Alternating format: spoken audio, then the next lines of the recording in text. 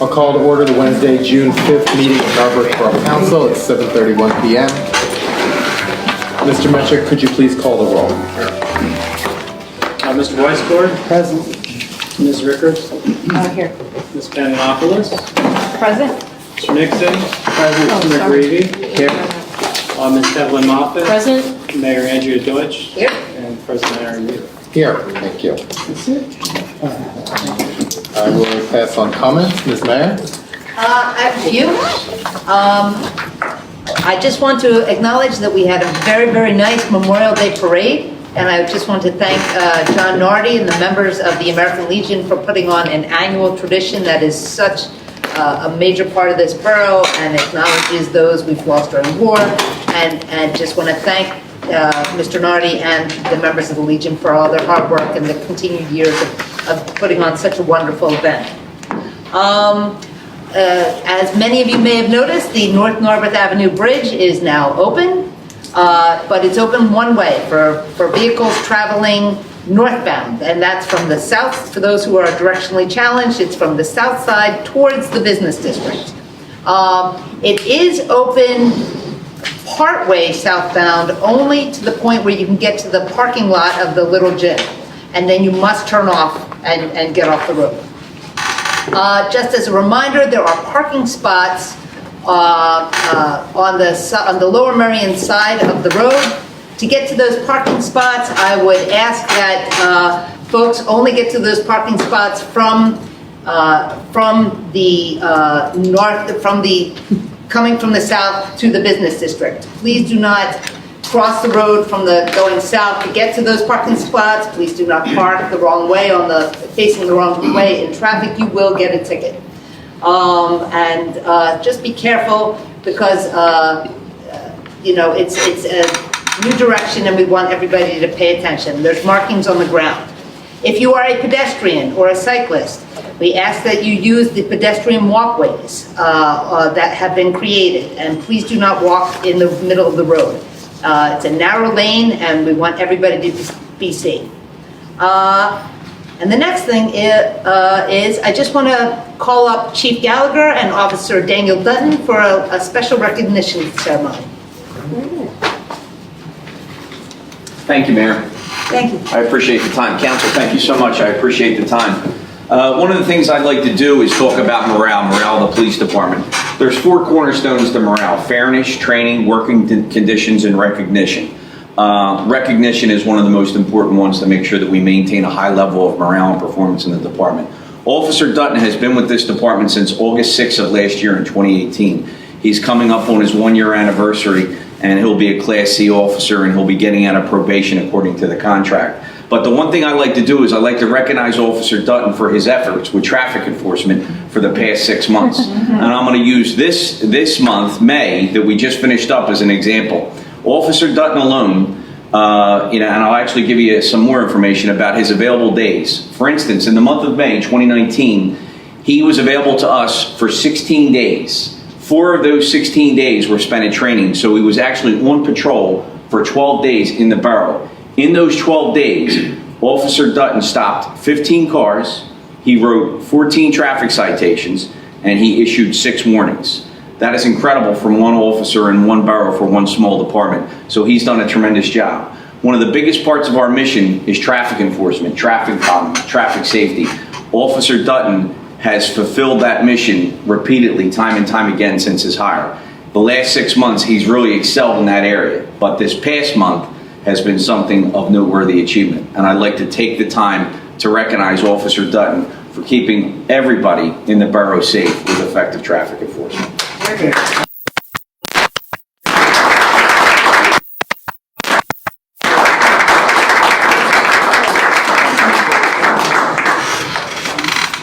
And that's the end of my report. Thank you. And now he's right back out on the streets. So if you're not in here, slow down. That's right. Full stop. Thank you very much. I will now turn the meeting over to our manager to present our capital plan. Okay, thank you very much. I'm going to relocate momentarily. And I have a short PowerPoint presentation to go over our capital plan. Should I move? Only if it blinds you. I'm going to move over there. You might see better. I was going to say, yeah. Even though it's all it's here, Oh, she might have a case in the pool. I always like to turn the lights off, but that doesn't mean you can go to sleep, all right? No, So everybody stay with me on this that's why you color coded it. Council, you can follow along with this handout, which has the slides printed out if you want to take notes. Thank you. Are the slides going to be on the screen as well? Yeah. Okay. And the big sheets, we're going to talk about in more detail because that has the legible form of our plan and numbers and budget that we're going to talk about. So this is the second time around for us. So this you all are real familiar with what the plan is. We did this last year because we had our first five-year capital plan, got introduced last year and adopted. What is the plan? It sets out the spending agenda and priorities for the borough for capital investment over the next 5 years.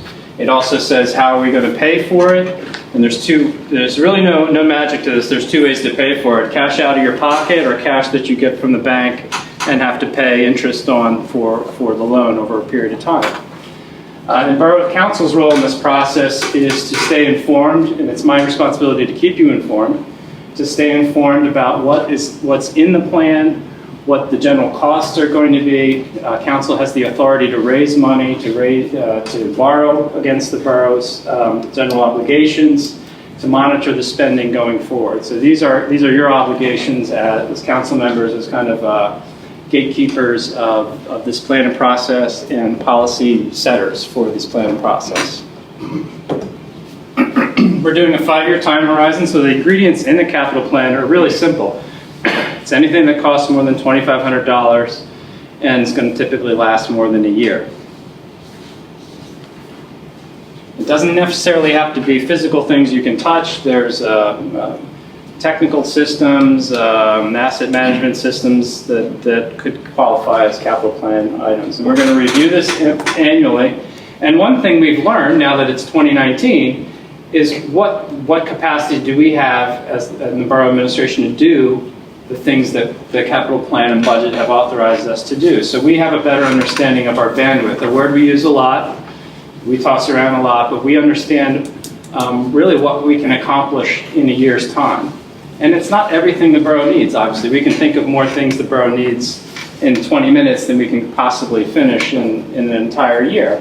So we're getting better at understanding that part of the equation. And hopefully when we get to this milestone next year, we will have completed everything we were tasked with doing in this next 12-month period, and then we can start to really understand what amount of food we should be putting on our plate every year. I'm just going to focus now on the proposals that are slated for the next 12 months. Now, the capital plan covers a 5-year period with income and revenue and expenditures in the capital budget, but in the capital improvement program or capital plan, I use those words interchangeably. We're just really focusing on that first column in this part of the presentation from 19 to 20, just the things that we're going to do between July 1, 2019 and June 30 of 2020. I'm not going to get used to saying 2020. No. It's too many years. I'm going to need at least 5 years to get used to 2020. We're going to start with building and administration. We've divided the capital plan up into categories of projects which help us organize our thinking around the planning process. So for this building, we have $55,000 of projects slated in this capital plan proposal. The one thing is we want to improve the reception area in our office. We love the people that work for us. But when you walk in the office, it's not really sure where you're supposed to go, who you're supposed to talk to. And we've just kind of made do with what we had, what we inherited. This is furniture from 1994. We got rid of a lot of the paper and stuff in the office. We got rid of what was that thing? It was like something you would put your goat in to milk it, by the door. It was that big. If you all remember coming into the office before 2016. But we would like to organize the reception area into something a little more user-friendly, where persons can sit down, fill out their not job applications, but fill out their permit applications. and information that they need so we know where the public and private spaces are in the office. I also think that at times, especially when we have the building code official in the house, the public works director, and me, it's kind of crowded in there. We can have 6 people working in there. And when you add 3-4 people from the public, it gets kind of crowded and busy. We need to organize things better. We'd also like to improve this public meeting area. And my plan is to have a no-cost proposal come into the borough to look at our design and see how we can configure a meeting table, chairs to better situate this room and make this work better, and also have an asset that then we can use in the future if the borough chooses to reconfigure the building as a whole. We also made a little bit of progress in the bathrooms over here in this last cycle, but we want to really focus on accessibility, and we found that the accessibility costs were really a lot higher than we thought they were going to be. So we knocked out some of the easy things, which just were paint and fixing things that were broken, and fixing the gaping hole in the women's room ceiling, and the things that we could handle. So with staying in the buildings and administration category at 201 Sabine, we talked a lot about the parking lot, but we couldn't come to a conclusion that would work within the parameters of our authorized spending. And that's part of the control process in what I was talking about earlier, council's responsibilities. It's council's responsibility to look at the spending and say, no, that's not going to work for us. We need to figure out, we need to work within our budget. And what we did was we looked at the parking lot. We know it's in bad shape. And when you work in government and public administration, you take pictures of weird things. Ugly things, dumpsters and parking lots and other things that aren't so photogenic. But there's a lot of problems with that parking area up there. And when we took a closer look at the parking area, we asked ourselves, well, how can we design it in a way that achieves some of our stormwater goals, right-size the parking lot, move the dumpster to an area, and created some space. And I don't have the updated one shown on this graphic, create some additional space for the park. Unfortunately, these good ideas were a little too expensive, a lot too expensive. We had $180,000 as our estimate to do the design we have on there on the right. And the design on the left is almost what is there today, except there is not parking on that left-hand side that's closest to the building. That's just a walkway out to the MELC's play area. So we went back to the drawing board and we asked our engineer, what's the cheapest way we can get to a solution that is safe and repaves the parking lot and reduces our risk liability? And that's to repair the base layer that's in really poor condition. Some of that is in the driveway area when you first enter the parking lot. Mill the transition areas, that's the margins where the old height meets edges along the parking area, edges along inlets. Just mill those areas with a smaller milling machine, and then overlay the whole thing with a thicker top coat. That doesn't last as long, but it gives us an estimate that is the lowest estimate we can reasonably present to you, which is $55,000. Now the traditional mill and overlay, that's taking the big machine and milling everything out, base repair and top coating with a little bit less on top is actually about $20,000 to $25,000 more dollars than this estimate. So this is the lowest estimate that we can come up with. Moving to parks and open space, we'll talk a little bit about this after I'm done. The Narberth Park, the allocation has not been spent. We have an idea with our netting along Haverford Avenue. Sabine Park, we engaged in a planning process as well as Narberth Park. Those things are close to being ready to talk with council about and bring forward. We just haven't had an opportunity. This is a bandwidth issue. Haven't had the opportunity to kind of coalesce the ideas that came out of the process that Ed Mangle and the Rec Board worked together, and to be able to form them up and bring them to council to talk about. And Station Circle is our other large parks and open space area, which has some pending improvements with our downtown and bicycle infrastructure grant. That includes a fountain and some amenities around Station Circle. So this is just a sneak peek at the Sabine Park plan that Ed and the Rec Board worked on, that we're still working out some details on, and we'll be back with you on that shortly. So the next category is public safety.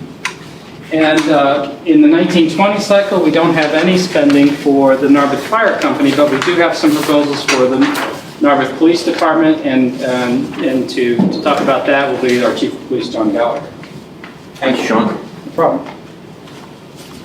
Good evening, everybody. Thank you for the time.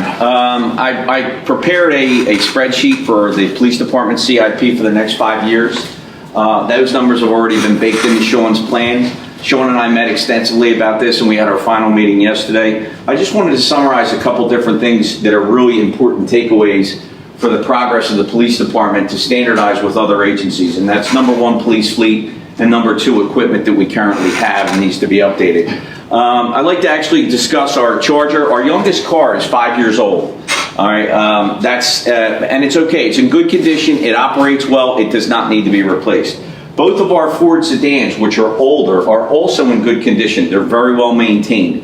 We now have a preventive maintenance schedule that we keep on track for all of our vehicles, and that includes the parking controllers' vehicles as well. It doesn't matter whether it's inspections, emissions, or oil changes, or filter changes, or repairs that are needed to be done, brakes, those things are all kept on a schedule. So we now have all 5 of our vehicles currently operating. Myself and the mayor have discussed this. We really did a tremendous job this past year with getting our vehicles to where they need to be for performance for the taxpayers out there in the borough. But the one thing that we would have to discuss is the SUV. The SUV is currently 6 years old, and it's rapidly approaching 65,000 miles. It's probably got some of the hardest miles out of any other vehicle in the fleet, and it's deteriorating. However, I'm confident, based on the preventive maintenance schedule that we put in place, that that vehicle will last for another winter season and the spring season for one more year. But however, I did put it on for replacement in the 2019-2020 CIP year for this reason, and also another reason. We need a larger SUV for our police department, for all of our equipment and our resources that go back in these vehicles. And that's really to prepare for emergency management. For any of the stuff, you can get your vehicle retrofitted by Havas up in Warminster, and you can have all your tools in there. It doesn't matter whether it's lethal force, non-lethal force, shovels, AEDs, first aid kits, mass arrest situations. Hopefully those things will never happen. I'm always optimistic, but you have to prepare for the worst. You never know. One of the biggest things that concerns me in terms of emergency preparedness and crisis management, and I've mentioned this to the mayor before in private meetings, is the railway. All right, the Amtrak and SEPTA, there have been train disasters across the entire nation. And we always want to think that in the borough of Narberth, it might not happen here. And that's a great way to think. It's optimism. We're hoping that our community stays the same. We're all stakeholders in that idea. That's what we want. But it's my job as your chief of police to make sure that we are prepared just in case something bad happens in this community, because we have to make the community whole and we have to provide service in the community. And unfortunately, as you've seen in the news across the nation, bad things happen in communities this small across the country. And it doesn't matter where you're from or who you are, it happens. And it's unforeseen and it's unpredicted. And it's not what's important that it happened, but how you handle it is much more important. But back to the SUV, the car that we currently have, the Ford Explorer, just cannot hold that type of capacity for all the things that we need in the back. We should be able to have one vehicle that opens up that we can put to any scene for incident command system, national incident management system, where we open it up and we have accessibility to all the pieces of equipment that an officer or officers would need to do their job effectively, and to also work with Lower Merion Police Department. And they have vehicles that are well equipped like this. And so that's the reason that it's factored into the first year of the CIP for this year. Obviously, that would happen with council approval. The next car I'd like to talk about is the Chevy Impala, the parking controller's vehicle. That vehicle is 15 years old, and it has a host of mechanical and electrical issues. For instance, recently, I would say within the past 90 days, we spent about $1,300 on that vehicle alone. Again, it is 15 years old. The one problem that I noticed with the vehicle, an Impala is just simply too big for parking enforcement needs in the borough. We need something, it's terrible in gas also, and we need something that's more compact. We need something that's basically a better, smaller, fuel-efficient SUV or all-wheel drive vehicle, something that's more compact, it's appropriately marked, and it could just basically save us money over the long haul. Good, I'm sorry, sir. Can I ask a question, or would you rather me hold it to the end? Whatever you want to do, it's fine by me. For parking enforcement, would an electric car be an appropriate option? I think those things, I think any option should be explored. I think there's a lot of options and alternatives out there where you can look at different fuel efficient vehicles or electric charged vehicles. I think overall, any of those vehicles would help us serve better the parking controller. Now, many times our parking controller is on foot. She will park that car. She will walk excessively throughout the borough. She will park on the south side. She will traverse on foot through all those streets and just keep that car stationary. However, and that's one of the reasons why this Impala is just unnecessary. It's way too big, and it's just, now, it's just, I understand that, you know, and Sean and I talk about this all the time. The car that we currently have, the ones that we own, are the most affordable ones that we'll ever have. But this one just seems to be it's a money pit. And that's one thing that we need to do. But I think, to your point, that any of those type of options should be explored as we move forward. Now, if you look at that, I slated that for replacement in the 2020-2021 CIP year to look at different options and choices that we can have for that vehicle as we move forward when we do those studies. I think we can benchmark with other boroughs of similar size to see what they do with a vehicle for parking enforcement. There's a lot of choices out there. I just wanted to basically put that on your radar screen as we discussed it. The next thing I wanted to talk about was police equipment. The one thing I'd like to show everybody, and it's fine, this has all been rendered safe. You're not going to tase me. No. We already tested that on the mayor. She said it was no problem at all. But this is actually disarmed. This is disarmed. The cartridges are here, so this is rendered completely safe. This taser is a taser model 26. It is black. The standard now is to have this colored yellow because there have been incidents across the country where officers have accidentally grabbed lethal force, that is their firearm, when they meant to grab this, all right? And then obviously chaos ensued. So there's been documented cases where that's happened. And officers, on the other hand, have meant to grab their firearm because it was needed, and in fact they grabbed this because it was the same color. So this now, the X26, the models that you can get are an obnoxious yellow color, which really helps with officer recognition. The one thing to take into consideration about this taser, this X26 model that we have, this battery has been replaced as with the other one. We currently have two. And when you replace that battery, it starts to get weaker and weaker. We just had some work done on it by Lower Merion. These things won't last too much long. It's going to become an officer safety issue.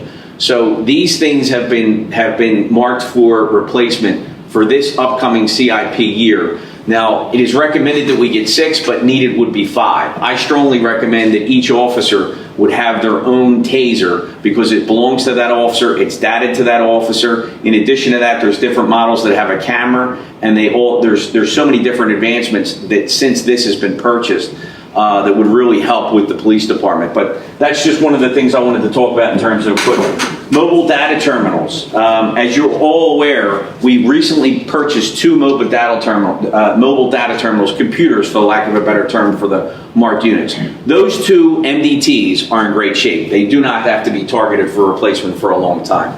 But for this I just wanted to let everybody know, one of the MDTs, which is in our Dodge Charger, is about 3 years old. So in 2 years, it's going to start to come into that muddy area. So we'll have to put that on the radar. In terms of lethal force, I like to talk about this in terms of vanilla terms, very generic. I don't mention anything that we have in terms of details when it comes to use of lethal force. But what I can say is we have 3 resource areas in that category. One of those areas needs to be replaced in its entirety. And I think that would be more appropriate for an executive session or a sidebar conversation with public safety. The only other thing, we need a +1 in one of the other categories. But overall, our categories of lethal force are acceptable. In fact, the sidearms that the officers currently carry are all new. So we have no worries and no concerns there, and those things are not baked into the CIP for any of the years that are on your sheet.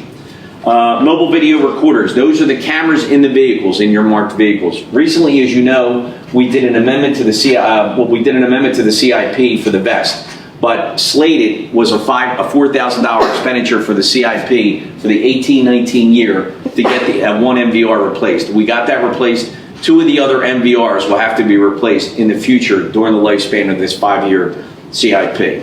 They're older. They don't have the capacity that the newer one has. It's something to think about in the future.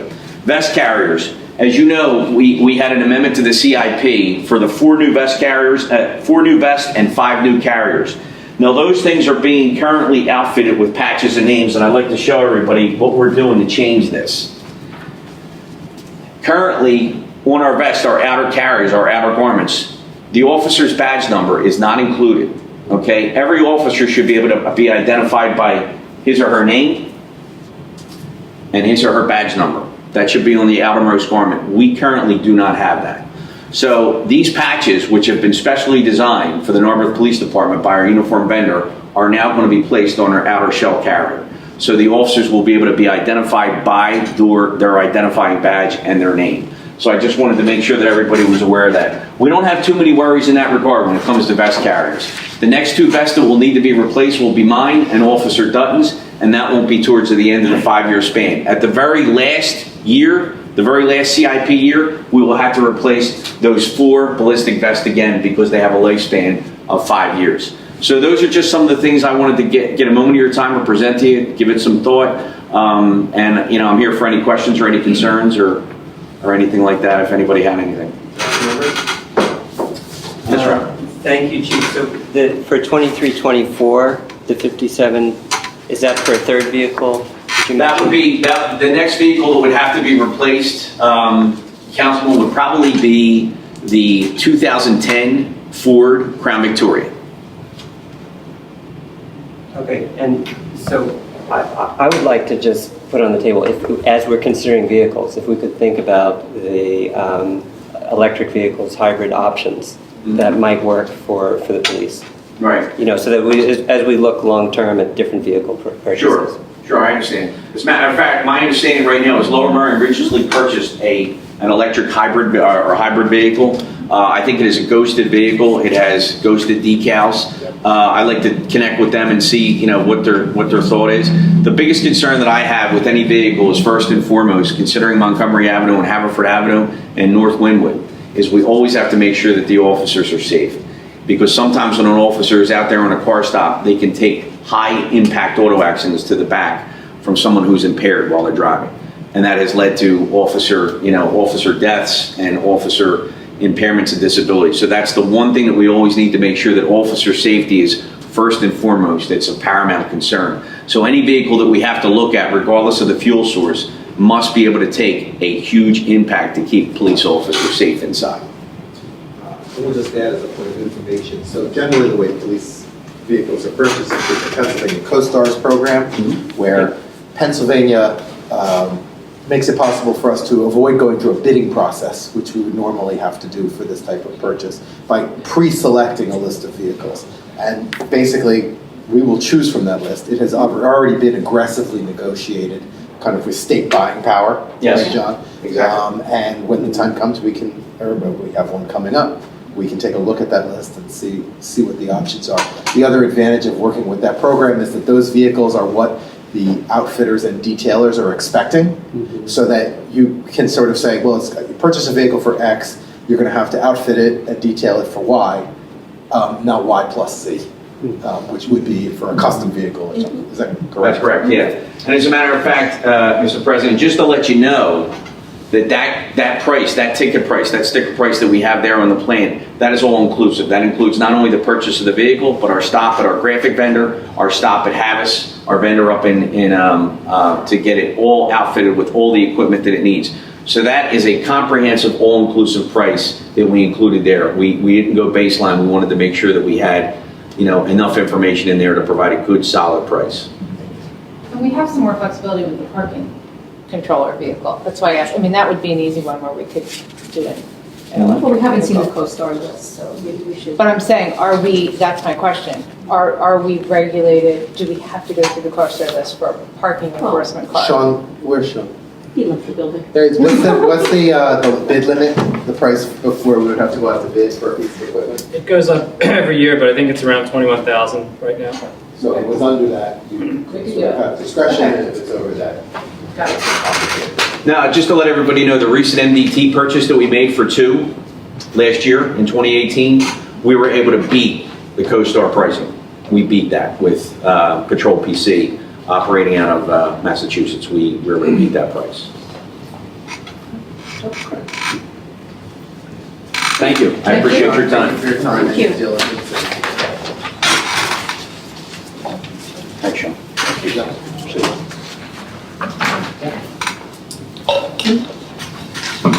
So Public Works, infrastructure, and equipment. I want to pause a little bit on this because if you've been just poring over the list that I gave you, you'll note that that's our biggest line ticket item.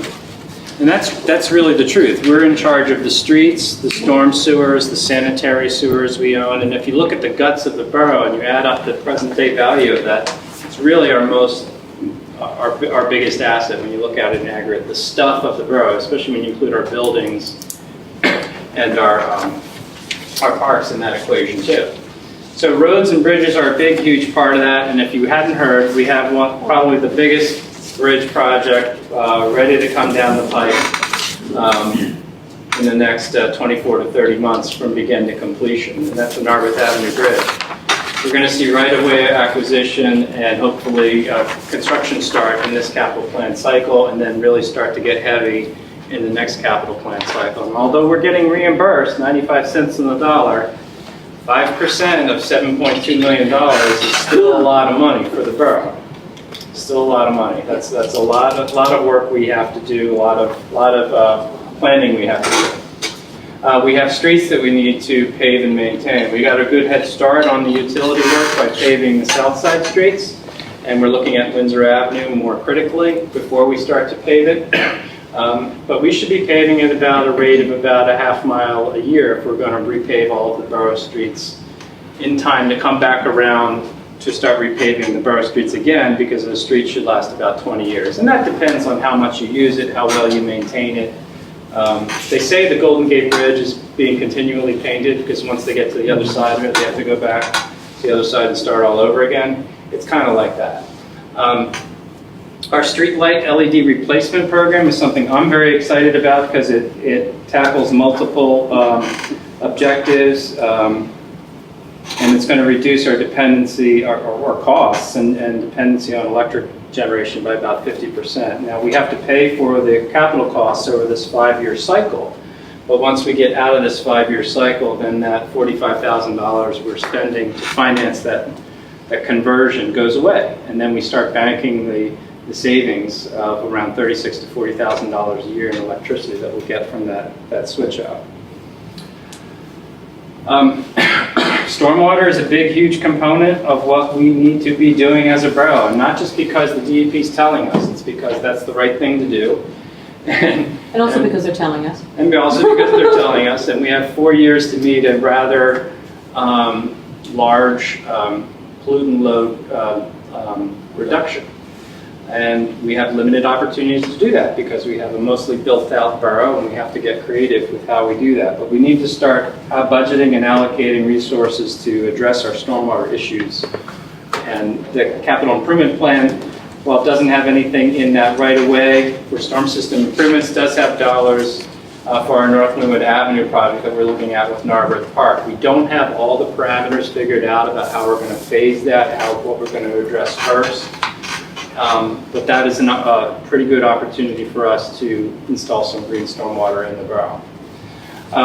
The rest of our conversation about public works and infrastructure, I just would like to invite Ed Harmon to talk a little bit with you about what facilities and equipment look like for Department of Public Works. Good evening. Public Works, we basically have a pretty short list of objectives over the next couple of years as far as major equipment purchase. The number one is updating our radios from analog to digital. We have a mix of analog and digital radios, so it's difficult for the communication to occur. The second is our dump truck number one, which is the largest vehicle we own. We would like to replace that next year with a smaller vehicle. I believe the smaller is sometimes better. working in a borough of this size. The dump truck has a ground rating of 26,000 pounds, which is much more than adequate than we've ever used. So we're looking to downsize it with a comparable unit to this one. It would have dumping capacity, plowing, things of that nature, but would be much more manageable and useful around the streets of Narberth. Those are the only two items I have. Okay. We're going to judge the contestants. So there's two more categories in our capital plan, one having to do with solid waste. And just to keep in mind, solid waste is not just coming and picking up your trash, it's our street sweeping efforts, it's the brush yard waste pickup, it's the processing of that material, composting. It's bulk trash items, it's the disposal of hazardous and waste and electronics. Keep in mind a new contract is coming this year, and we're going to start soon this month on getting that together at the staff level so we can start and get a head start on the contract. And we're going to be bidding out not only collection, but we're going to be looking at disposal. We're going to be looking at bidding disposal this time around, see if we can get a better deal on disposal. And the entire dynamics of the recycling market has changed since 2017. And special services, that means bulk service pickup and so forth, scheduling, customer service issues with our providers, and the big issue being cost. So we've got a lot on our plate with that, which may affect what our capital needs are for solid waste. But this time we have no asks in this category in the plan, but we have a fair amount of money in reserve, which I'm going to get to in a second before I address the last category, which is our thing no one likes to talk about until it doesn't work, is your sewer systems. We did kind of a quick calculation with our borough engineer last year, looking at, without looking at the sheet, we have 12 miles of sewer mains in the borough owned by the borough that we have to maintain that are all at least 100 years old, maybe even more, most of them more than that. They work great, some don't, and some we have to keep an eye on and clean and inspect on an annual basis, and some are ripe for, no pun intended, ripe for replacement, relining, and some more serious maintenance. So we tried to start charting out what that looks like on an annual basis. We're not ready to pull the trigger on this assessment, relining, and replacement plan because, first of all, I'm not going to come to you and ask for $125,000 a year and the taxpayers for that until we really understand the scope and issue of the problem, how we're going to address it, how we're going to manage it. So we want to start with the assessment piece of this, which we've already budgeted for in our operating budget with the sewer system. But I think it's time that we start looking critically at our sewer system and addressing the areas that aren't operating correctly and address any areas that need to be updated. Can I ask you a question there, Sean? Yeah. Say we have a sewer line failure where the breaks underground, it's leaking, we discover it, what happens?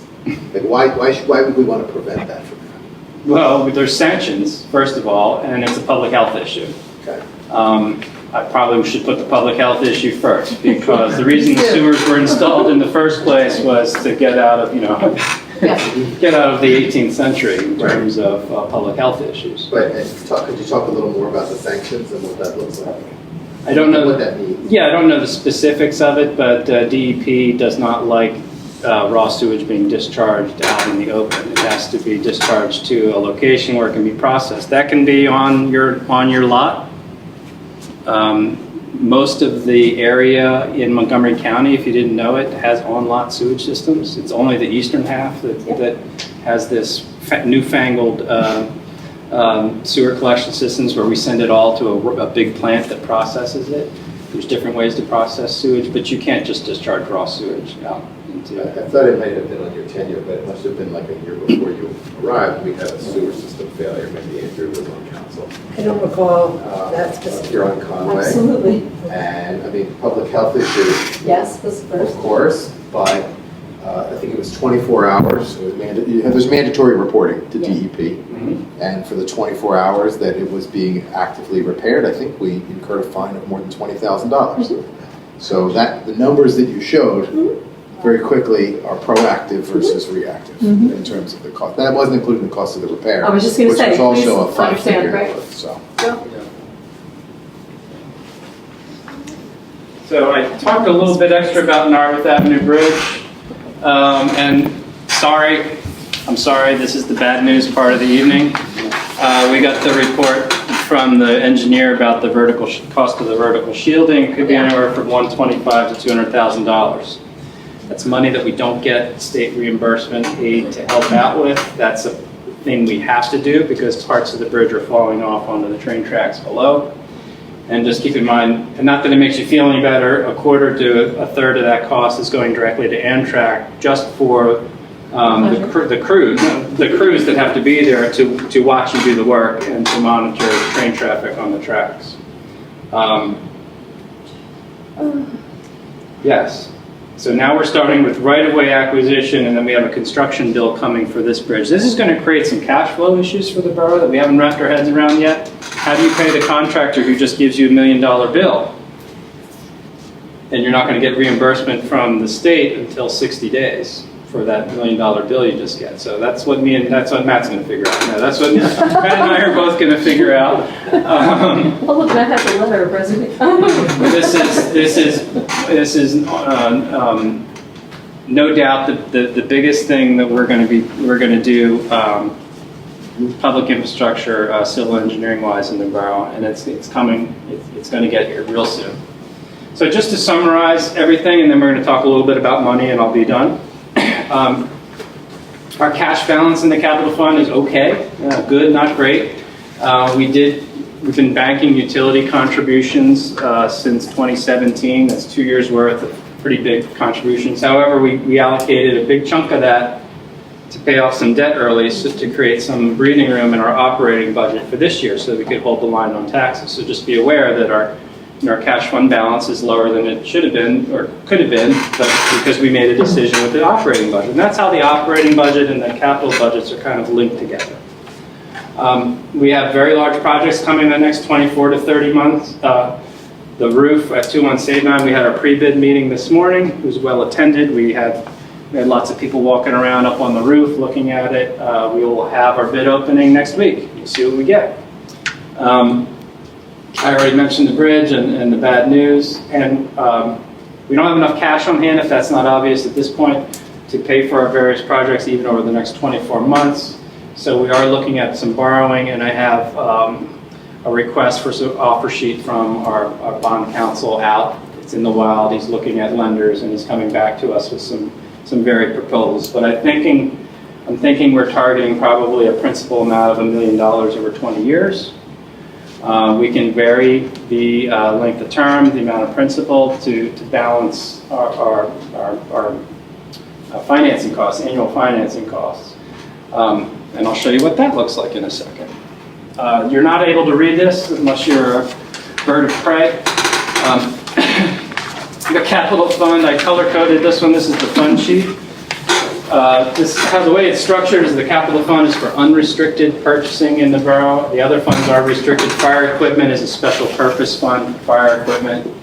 Highway aid is used, think of it just strictly for roads and things that repair roads or can be used on roads, and signage and painting. Solid waste and sewer funds are pretty self-explanatory. What we've budgeted that you can't see, but you can on your sheet that Michelle is diving into right now, is a capital contribution. It's a cash contribution from the general operating budget to the capital fund. That's something that Bob Weisborg talked a little bit about last operating budget cycle, was should we be making a cash down payment on future capital plan purchases. So that's what this budget kind of theorizes. But if you're clever and you look at the upper right corner of 2023 to 2024, you notice the numbers in parentheses. That's because the capital fund runs out of money. So we have to make some adjustments to our budget, either on the income side or expenditures on the expenditure side, and that's what needs to happen. And this is in the budget you can adopt because it runs out of money in 5 years. Grant funding can certainly help. That's another thing that we need to build our capacity internally to be able to meet and identify grant sources and identify projects that are grant worthy and go through that process and that investment of time. That's not a panacea. It's not going to cure everything. It's not going to make everything balance out wonderfully, but it'll help. Every little bit helps. I think we have to think of this in terms of where are our dollars on the margins? Where are the nickel and dimes and the quarters that we can save as we move forward? And when I look at and you're not able to read this, I understand, but when I look at one of these projects that's sitting out in our future year column, that year column that we're going to do some point way in the distance, but we can't afford yet, one of those is replacing the windows in this building. So why would we invest, I'm going to say it's about $180,000 in replacing the windows in this building? We really should know before we make that investment and recalculate back in, well, what's going to be our energy savings if we actually do that? And sort of bake that back into the calculus of the decision making. Give that information to you, say, here's an investment that's worth $180,000 that pays you back $10,000, $15,000 a year, increasing, and gives you a hedge against future hikes in energy prices too, and gives you a better space to meet in, to work in, and for everyone to enjoy. So we have roughly about $2.2 million over the next 5 years. That's including the bridge, but just the portion of the bridge that the borough's on the hook for. And we have $10 million of projects sitting out here in the future year column. A lot of that is stuck up at 201 Sabine Avenue. Most of that is stuck up there. And a lot of it is in this facility and building here for those aspiration designs Ed Mangold talked about a little bit last year. Those sit out as possible future plans. But just know that we've looked at our facilities critically. And we've given council and the public cost estimates as to what it really would look like to maintain, revitalize 201 Sabine, putting aside the question whether we want to do that or not. And we have a good number for whether to improve this building here too and make it more functional. There's a lot of projects to consider here on the whole capital plan. But I want to also prime you for the fact that we are continuing, Matt and I, and now that you have a full management team here, Michelle, John, Ed, everyone contributing and kind of starting to row in the same direction, we're starting to understand better and better what the infrastructure needs of the borough are and be able to put accurate pricing on those numbers and be able to surface for you really the work that the borough should be doing. And that's a process we're going to continue to evolve. Hopefully it'll continue to grow, and this capital plan, as we do it year after year, will start to focus in more on the essentials of what our responsibilities are and what we should be doing and what we need to do to get there. In conclusion, how do we pay for it? I'm taking a very conservative approach. It's not a bad word. To borrowing and to be fiscally responsible. The column on the left, and you have a very useful spreadsheet that council does that shows for you all of the, and the top rows are the annual payments, the financing costs for the different notes, and this second row that repeats the same labels is the principal outstanding. As you pay your mortgage on your house, you owe less and less to the bank over time. So our payments are on the left there, and we're trying to find a sustainable amount of annual debt service that the borough can live with. And we're thinking it might be around $250,000. We are below that currently because we dropped a lot by paying off that note, that $160,000 a year note. We're coming back up again by borrowing $1 million, and we're going to need to borrow a little bit more and be at around about $250,000 in financing costs per year in what I've proposed in this scheme to pay for the plan that we presented for you tonight. We haven't proposed any borrowing in those off years. That's why the line is continuing down off to zero, because We want to be conservative. We want the blue line to stay down. We want to pay very close attention to inflection points. It's a stock market thing.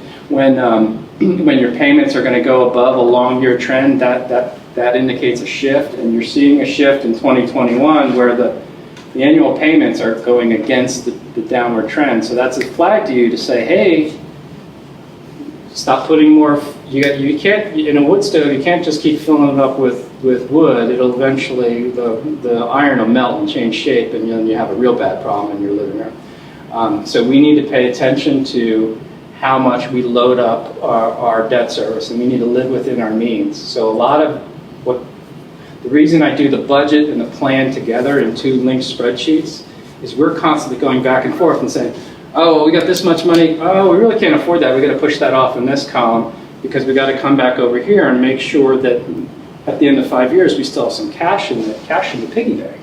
So that's what we're doing internally. That's what I'm trying to sell to you as responsible fiscal management. And I'm looking back from you for feedback on whether we've got some good ideas or bad ideas in this plan, or where we can trim, where we can push, what things are absent, where we need to go. And we have some time to figure that out.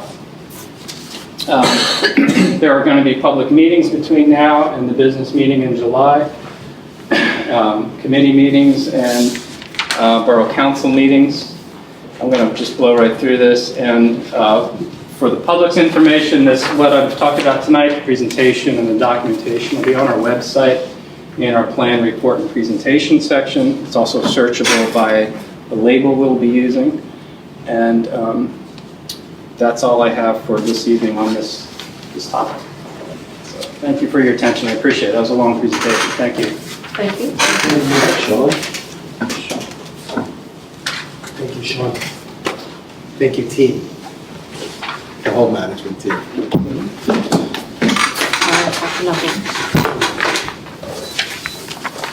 All right.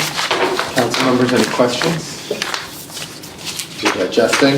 We'll move on to Windsor Avenue. Mr. Metric.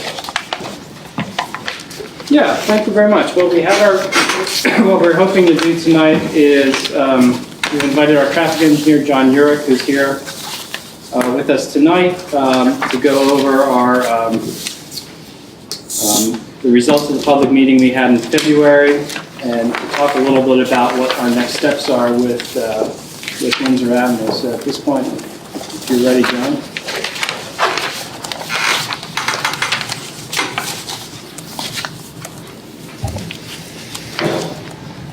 Thank you, John. Welcome. Thank you. Thanks for having me. So I guess back at the end of February, we did have a public community workshop where we invited the community to give us their kind of vision on what they might like to see in Windsor Avenue if they had their choice, and then also to get their feedback on some specific issues that are occurring along the street today. What we did back in the beginning of May, we put together a memo summarizing those results, which looks like you all have. And then I'd just kind of first like to go to the feedback, which was summarized in this map. So I don't know if you have the 11 by 17 version or just the 8.5 by 11. Yeah, so it's a little smaller, but basically it's Windsor Avenue from, if you look at the upper left corner from North Wynwood, it carries down to Essex, and then the rest of the corridor from Essex over to Iona is the bottom swath of the roadway.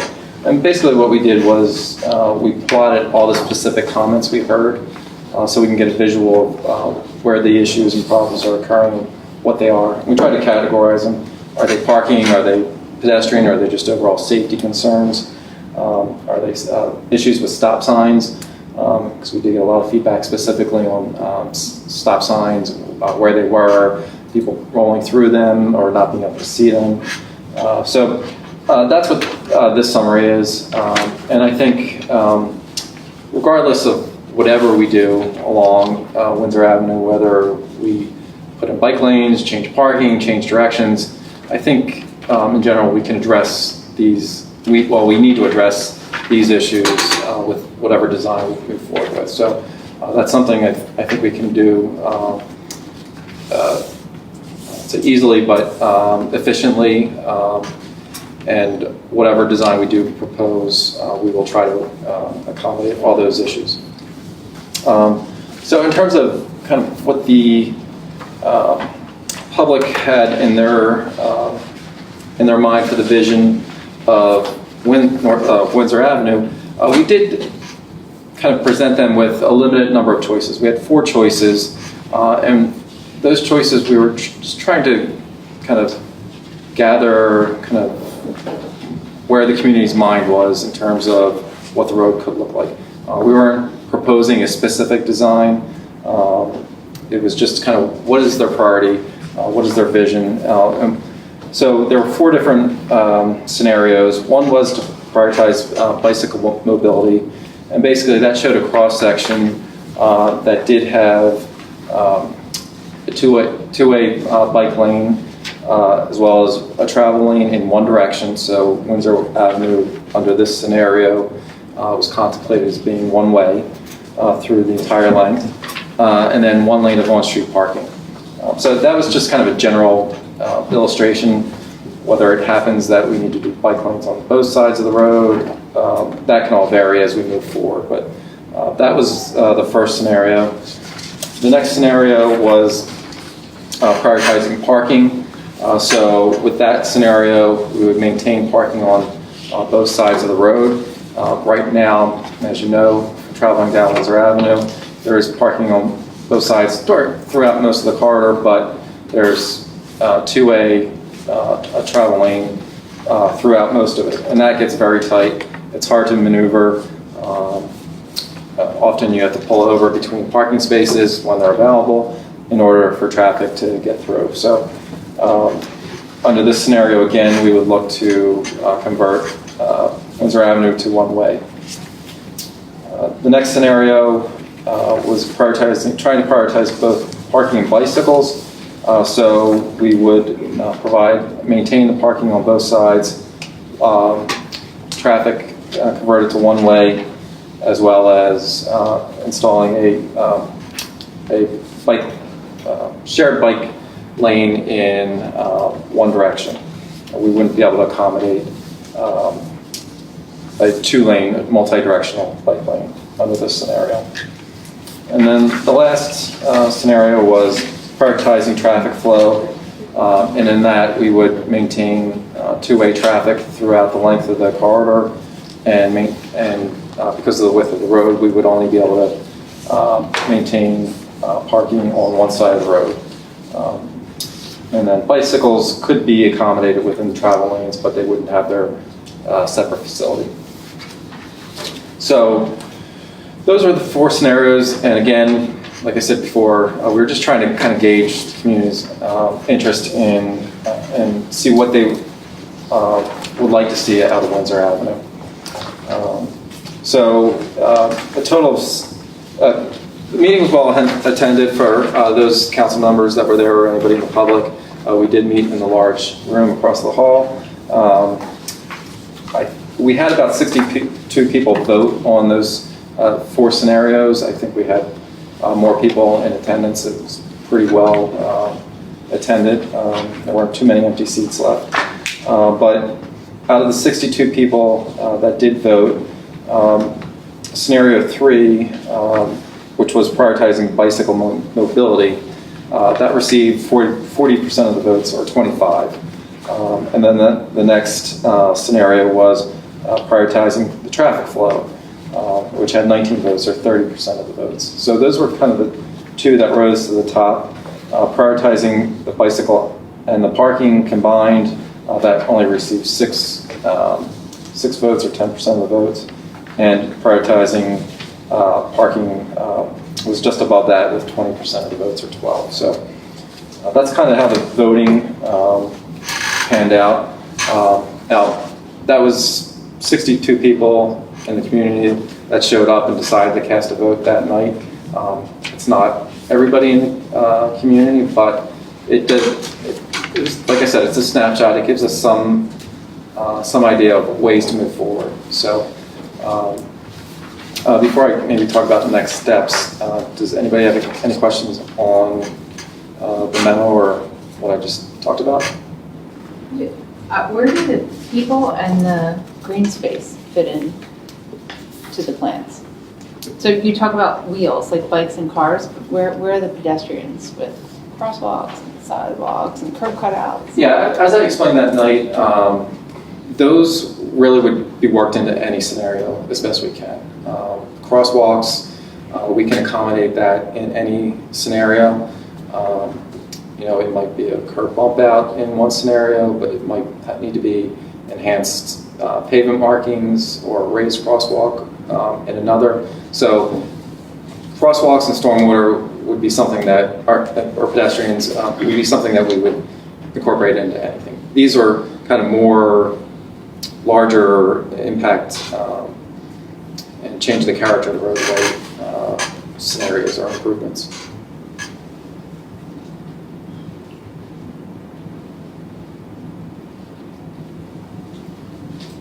Yeah, There's something there. Well, yeah, right.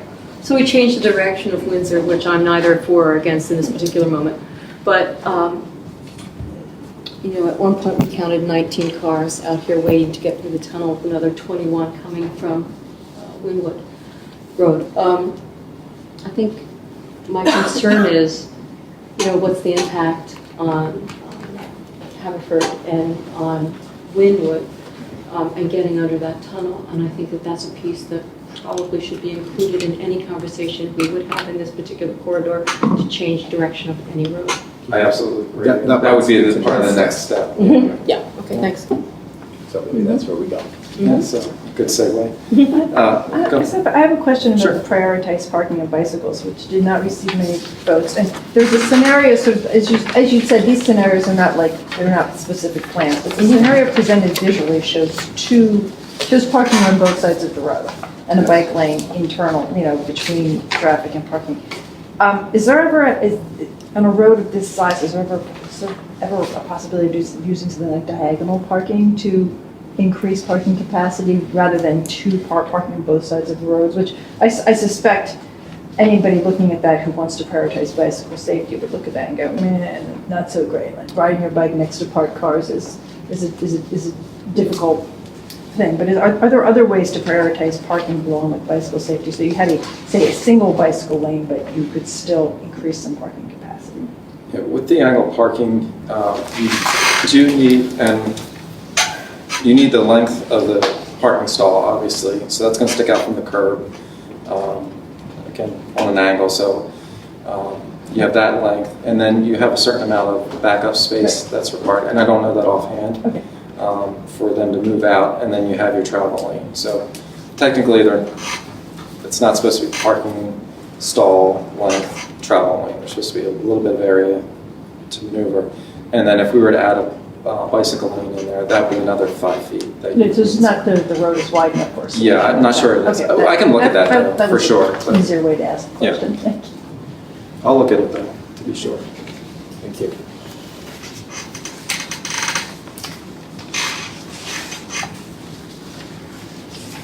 Okay. So in terms of next steps, and apologize if my memo as you read through it may not have been as tactful as it could have been, but now we kind of need to decide where do we go from here. Again, the voting was just as a guide for us. We have to kind of decide what scenarios we want to move forward with. I think if we do a wholesale change, it's going to be a large project, and it's going to be expensive, and we just heard some news about some of the constraints we're working with. So, I think we can take a look at doing some improvements on a smaller scale to address some of the pedestrian issues, as well as start moving forward and evaluating some of these larger issues. But I don't think we need to jump right into starting to any major design of overhaul of Windsor Avenue. I think let's look at the low-hanging fruit, address the safety concerns, a lot of the issues that the community brought up. I think we can certainly do that, and we can try to do it in an economic fashion, as well as kind of maintain the character of Narberth, and also pull in what we heard from the community. So we can definitely address the community's concerns. And then I think the next step is, in terms of maybe the revisioning or rethinking of Narberth Avenue, is we start taking a look at what are the traffic implications if we do convert it to one way. So we can do a traffic study like that. That's something we haven't done yet. That would be a next step. And also maybe start evaluating, maybe putting some more detailed lines on papers on some of the scenarios with, can we fit that bike lane in, and how's it going to look, as well as looking at this second scenario, which again was the prioritizing the traffic flow. So maybe we start looking at those top two and see how they fit, and see what's going to rise up to the top as what's the most practical solution for the borough. So I think. Are we discussing this now, or just? Yeah, just speaking of the Or discussion. does this kind of come back to infrastructure committee for discussion? Yeah, it's definitely going to come back to infrastructure committee, but I think we're all here, we're all sort of all seeing this. Yeah. We have some I initial mean, thoughts. so it's a lot to digest at one time, but my first instinct is to follow the recommendation, McMahon's recommendation, and then have them take these next steps, at least find out what the cost would be of the next steps. I don't know unless we already have a proposal. Well, you haven't recommended anything. Anything. No, they actually, well, it says here, if the borough agrees with the community's preference, then McMahon should move forward with the completing a more detailed analysis of traffic flow. So I'm saying that I agree with the community's preference and would like McMahon to take the next steps. So I think regardless of whether That's- anyone agrees with any of these preferences, you would provide us with a proposal of what it would cost to explore these next steps. And I think that's where we can get into a discussion of if we feel strongly enough to take that next move. And could those next steps include some sort of time schedule or something like that? Because you may have heard that there could be some construction occurring in the borough. And we wouldn't want to cross the beams and cause more Do it trouble. all at once. Yeah, we're not going to cross the beams. I'm not doing it. We are not doing that. We just had the Conservancy here at our infrastructure meeting, and Maureen rattled off 3 grants immediately that she could apply for with us for Windsor Avenue. So I don't want to be limited to the CIP budget when there are, per the Conservancy, Well, yeah, and there are- opportunities. There are transportation grants available too. We're just not there yet. We need to get to the next step and see what we're doing, and then have the plan. And then that's really when you want to go after these transportation grants. We'll have something in hand that can make it a more competitive application. Okay, I guess I would like to do that in parallel, because I also think you have to see what grants are out there to see what is possible. So I don't want to say, let's just hit the low-hanging fruit, what grants are available to paint a crosswalk, when we can really aggressively utilize the resources of both Conservancy, our EAC, and citizens to go after it's some pretty sophisticated grants. And I don't know if that's you, that's the office, that's the committees, but I think we need to start thinking a little more strategically and progressive. I think you hit the nail on the head, and I know Sean has been thinking along similar lines, which is it's a parallel path. You don't want to get stuck waiting for some, fruit to ripen that you're going to pluck that's going to give you $1 million, right? So that you don't never ever do anything. But at the same time, you don't want to never plan for a beautiful new corridor because you think you can't afford it. So maybe you could speak to. That's well put. That's the idea. I have another You're right question. on. Yes. I just have another question about McMahon's proposal. How do you do this in communities that have involved residents in the way that Narberth does? So Narberth has residents who want to give input, who want to be participated in solutions.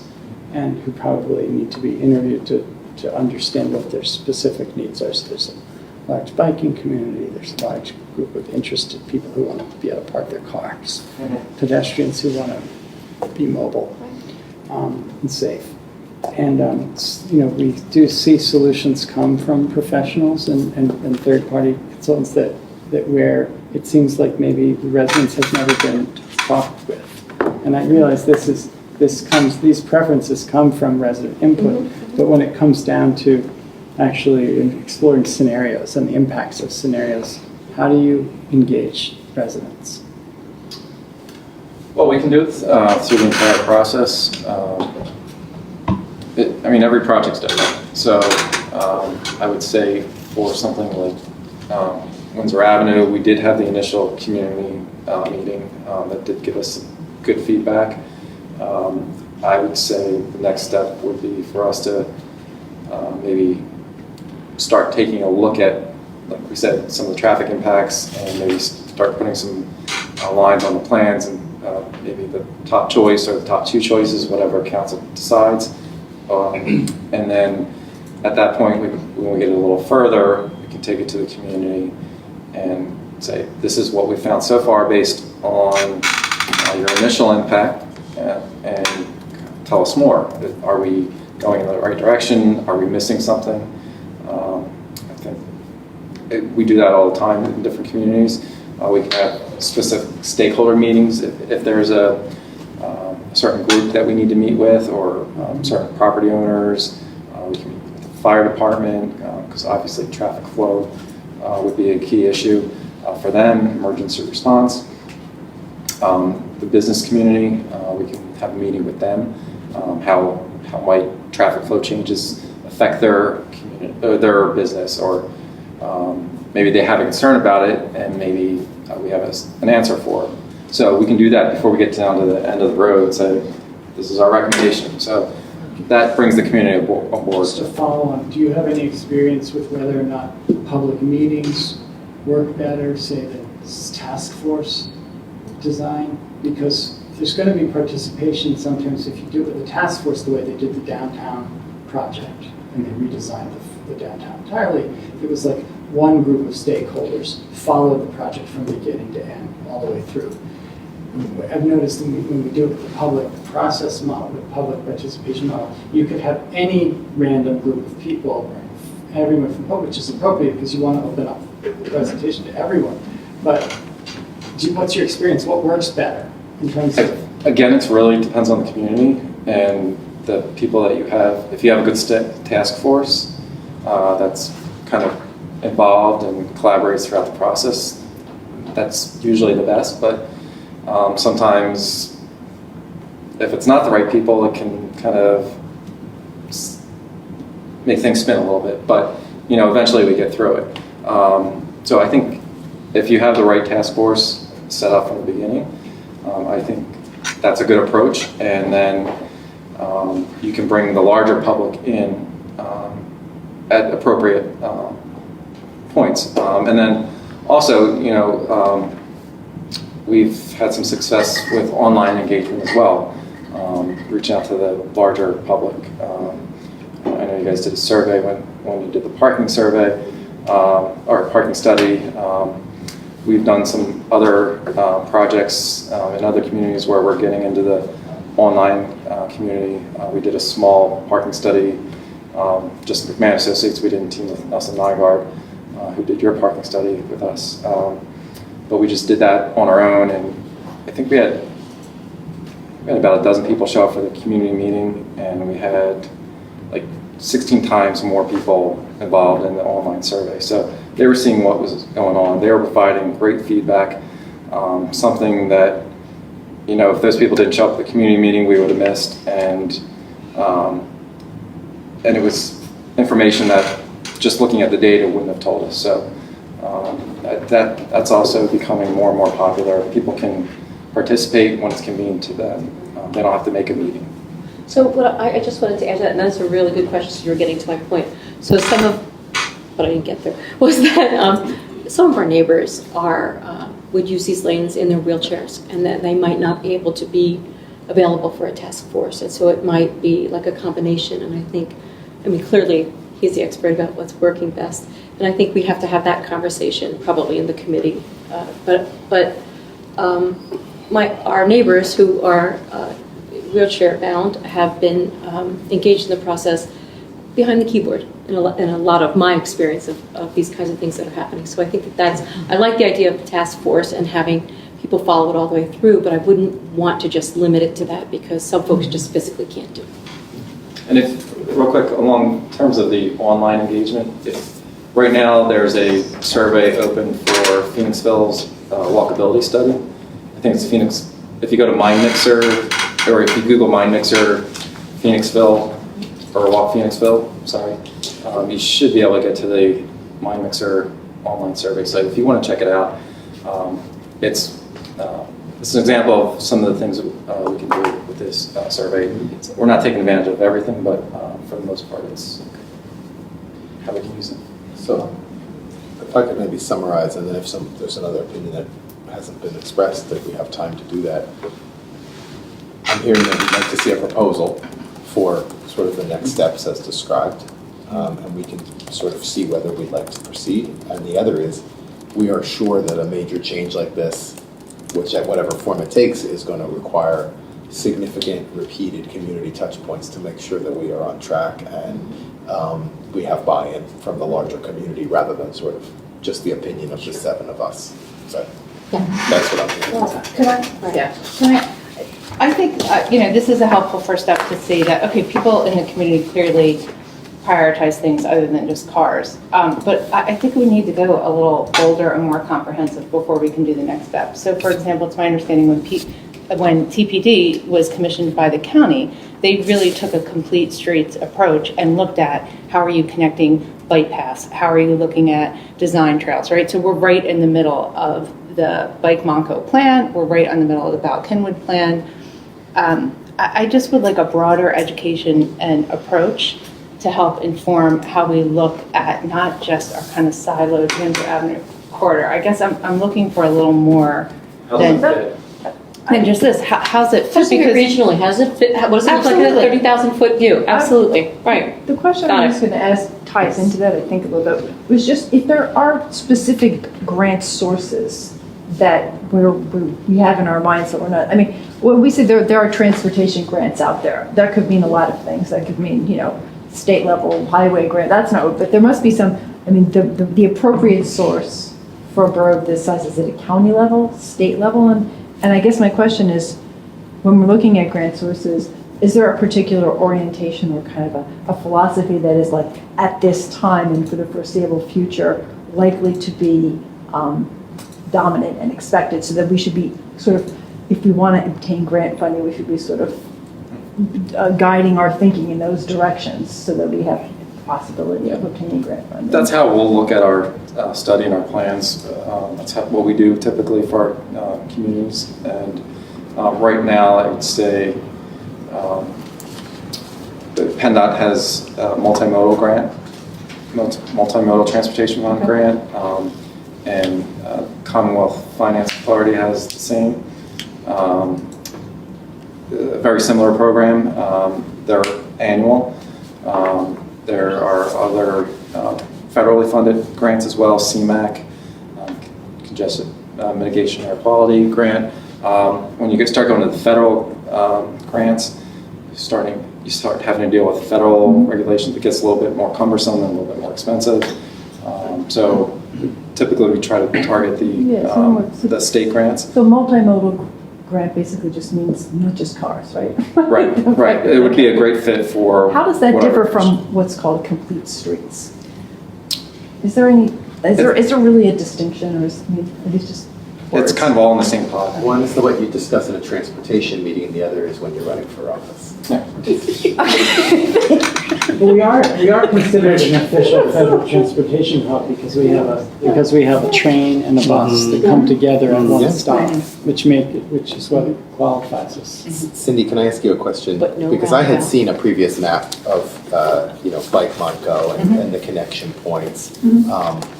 But I think what you're looking for is a little more work to sort of connect the dots, Absolutely. right? Just sort of off of the ends of almost this corridor, right? That's, I just want to make sure that's. Yeah, correct. sure, absolutely. And I fear bringing, whether it's a task force or a stakeholder group together with the information we have, it's just not comprehensive enough. Well, I don't think we're there yet. but I think- Well, I think the charge needs to be, can you sit down with the Conservancy and say, what grants were you referring to?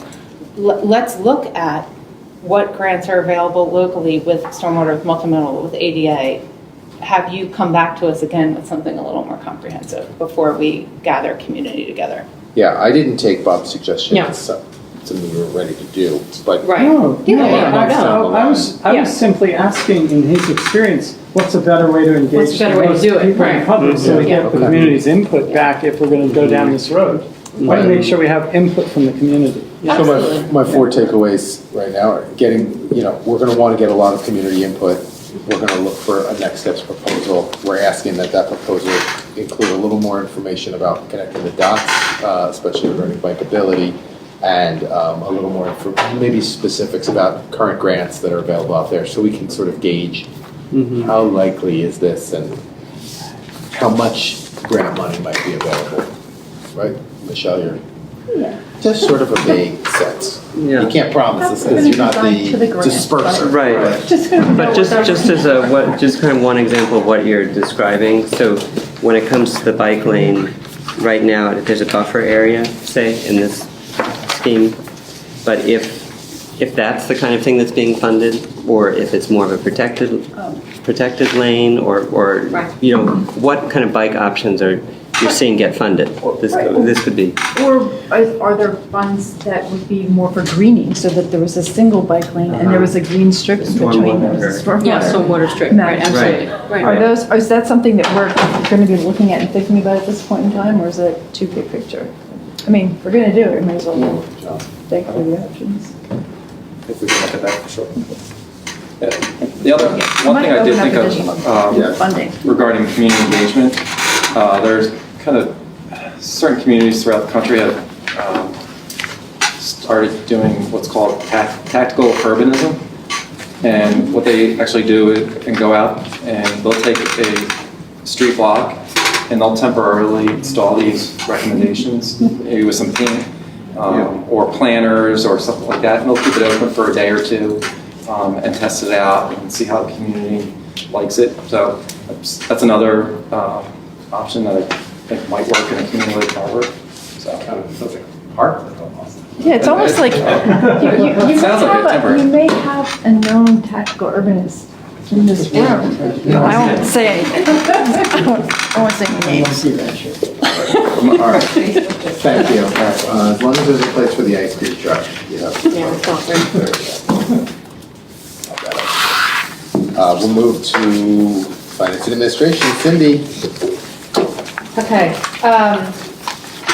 so we are moving down the flow chart with our communication plan. And I didn't think Sean was going to have this. I had to cancel a meeting that we had planned on Friday because I had work, and Sean wasn't sure with the CIP that he would have it, but I'm just getting this now with the rest of you. So what we're seeing, including myself, is per our flow chart, the committee came together, F&A came together and said, we would like to see the following outlets addressed: email, the webpage, social media, the kiosks, potentially a print newsletter. The office came together, and then Sean synthesized these two content areas or observations into what we have before us now, which he has created into this matrix. So I would ask, can we just have a couple minutes to look at this? Because I haven't Go right ahead. reviewed it. Maybe while you're doing that, Maybe Sean Sean can can explain summarize some Mhm. key points. Sure. Well, first of all, I can't take credit for it. Credit goes to Michelle Carroll, who, when we talked about this, is going to be the lead person running this plan development process and implementation for the office. Really, I broke it down pretty simple.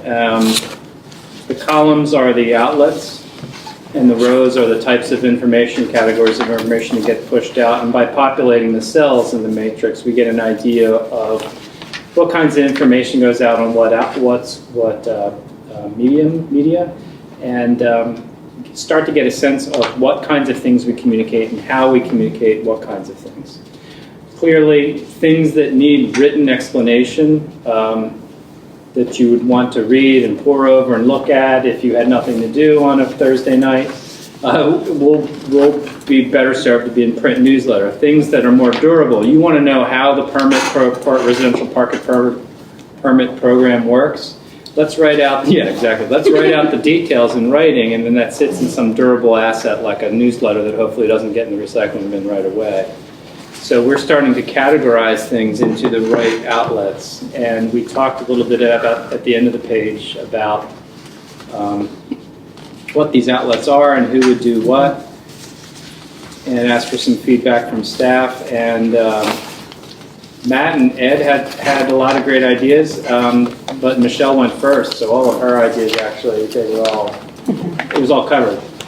So we want to give this list to you and give you kind of the same assignment for discussion, if it's okay with you, Cindy, maybe when we meet again in committee, to ask members of council just to take 5 or 10 minutes to look at this on your own time and see if we need to add columns, see if we need to add rows to this function. What sorts of information do you think the borough should be pushing out? Well, that's a new row. And if you can think through what that is, think about what outlets those should be on. The weekly email sitting on our website. Is it a social media a post, which is something we want to, we have some parameters around how we want our social media presence to evolve. Or is it a print message? We had a great idea that print message boards should be a seasonal thing. So they're done once every 3 months. Maybe they look like the seasons, and they're more attractive than what they are now, which is just just some 8.5 by 11s in a dim box. So if that's okay with you, Cindy, I'd really like everyone's input on, sort of give you all the same assignment we did with staff and brainstorm some ideas, populate this, and get it richly feathered. This is really helpful, and thank you, Michelle, for doing this. This is really so clean and organized, and does exactly what we had hoped, which was bring together the F&A committee and then the office recommendations. And one thing that I do want to point out that's not on here, and you brought up during the CIP, was actually, Rob, I think it was you that said, embedded with a communication priority, it has to be this kind of attention to customer service and citizen interaction. And one of the conversations that Sean and I had was that the physical space where citizens come in and engage in the office is important. So I made the note that I was really happy to see that that was addressed in the CIP. And recognizing that the built environment of that office doesn't encourage actually any type of communication that isn't completely didactic or completely transactional. So your attention to that, and I hope that other council members support the fact that having a common area to be able to sit and talk with our professional staff is an important one, and absolutely is going to inform the rest of this communication plan. Thank you. So we'll bring this back to F&A. Everyone will take a look and then have a larger discussion. This does bring up, though, another dynamic. Until this point, we have had a creation of an information officer or a consultant role. With the implementation of this new communication plan and approach, there will no longer be a need for that role, because that information that was otherwise kind of sublet to a communication officer will now be handled by the office itself. So what has been in discussion for about a year and has transferred over to F&A is an idea of creating MOUs, but particularly an MOU for the Narberth Business Association. And I think it's appropriate for council to recognize that a thriving downtown is in fact a public good, and therefore it makes sense for us to support financially our Narberth Business Association with some really clear guidelines, expectations. So that is something that I would like F&A to take a look at our next meeting. Gather information from the NBA, clean it up and package it and bring it back to the table for a larger discussion and analysis. And this would be the start of what I would also propose, picking up on the work of Barbara Fortnite, picking up the work of the property committee, is really just a new movement in the borough to solidify all of our space, place, and relationships with MOUs. So there are clear expectations of who's using buildings, park, borough space, what are the terms or conditions. Again, this isn't a formal contract, rather it is a memorandum of understanding and just professionalizes how the borough does work. The NBA would be the first MOU that FNA would tackle, and then I would suggest that we take a hard look at this, again, building on the work of Barbara and Michelle, and present something to council. Any thoughts, council members? I would like to see, from the Business Association, the number of businesses in total, the number of businesses that participate in the NBA, and then, of course, how many of those are on my favorite subject, Montgomery Avenue. So with any piece that does not include businesses on Montgomery Avenue, I would tend to look at it in a negative way. We need to start embracing Montgomery Avenue and really having them participate in the Business Association. So. And these are all things that we should build into that MOU. What are we defining as the downtown? What are the expectations? Well, what do we define as the Business Association? Sure. With respect to other groups, I would just be careful. I would think about differentiating between you want an MOU or do you want a set of policies? For example, like I write MOUs as part of my employment. An memorandum of understanding is essentially an enforceable contract signed by both parties. So if it's how, like you brought up the property committee and picking up the legacy of what Barbara did, if it's going to be how a group uses a borough facility, it might be more prudent to put that in a policy category where you could certainly interact with the users to create a policy, but that's not a contractual transaction. Sure. That's all. That makes sense.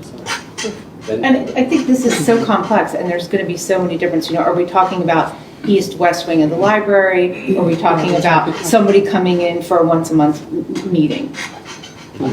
Versus a permanent occupancy. Exactly. Yeah, or versus, like we had the Football League guys who was just one and done, twice a year they show. It's very different. And I think intensity of use is one of the factors that we've discussed. So, yeah. Okay. All right, well, it sounds like everyone agrees that this is something to move forward with. Am I missing anything else from FNA? Okay. I'll move to public safety. Councilor President. We will meet, I'm sorry, next Wednesday, sorry, President Mueller. In this room, clearly we'll be discussing the information that was provided tonight and have questions, and I'll work with Mr. Metrick tomorrow to make sure that anything he has on his agenda or the members of the committee would like to discuss will be posted on an agenda. So discussed, okay. Thank you. Infrastructure. Infrastructure Committee will meet on June 28th at 8 a.m. in this room.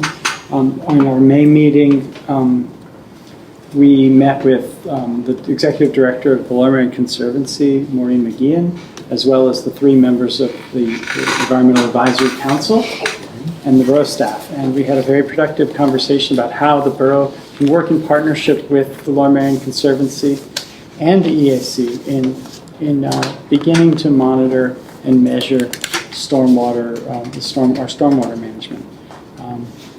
It was one of the results of the meeting is that the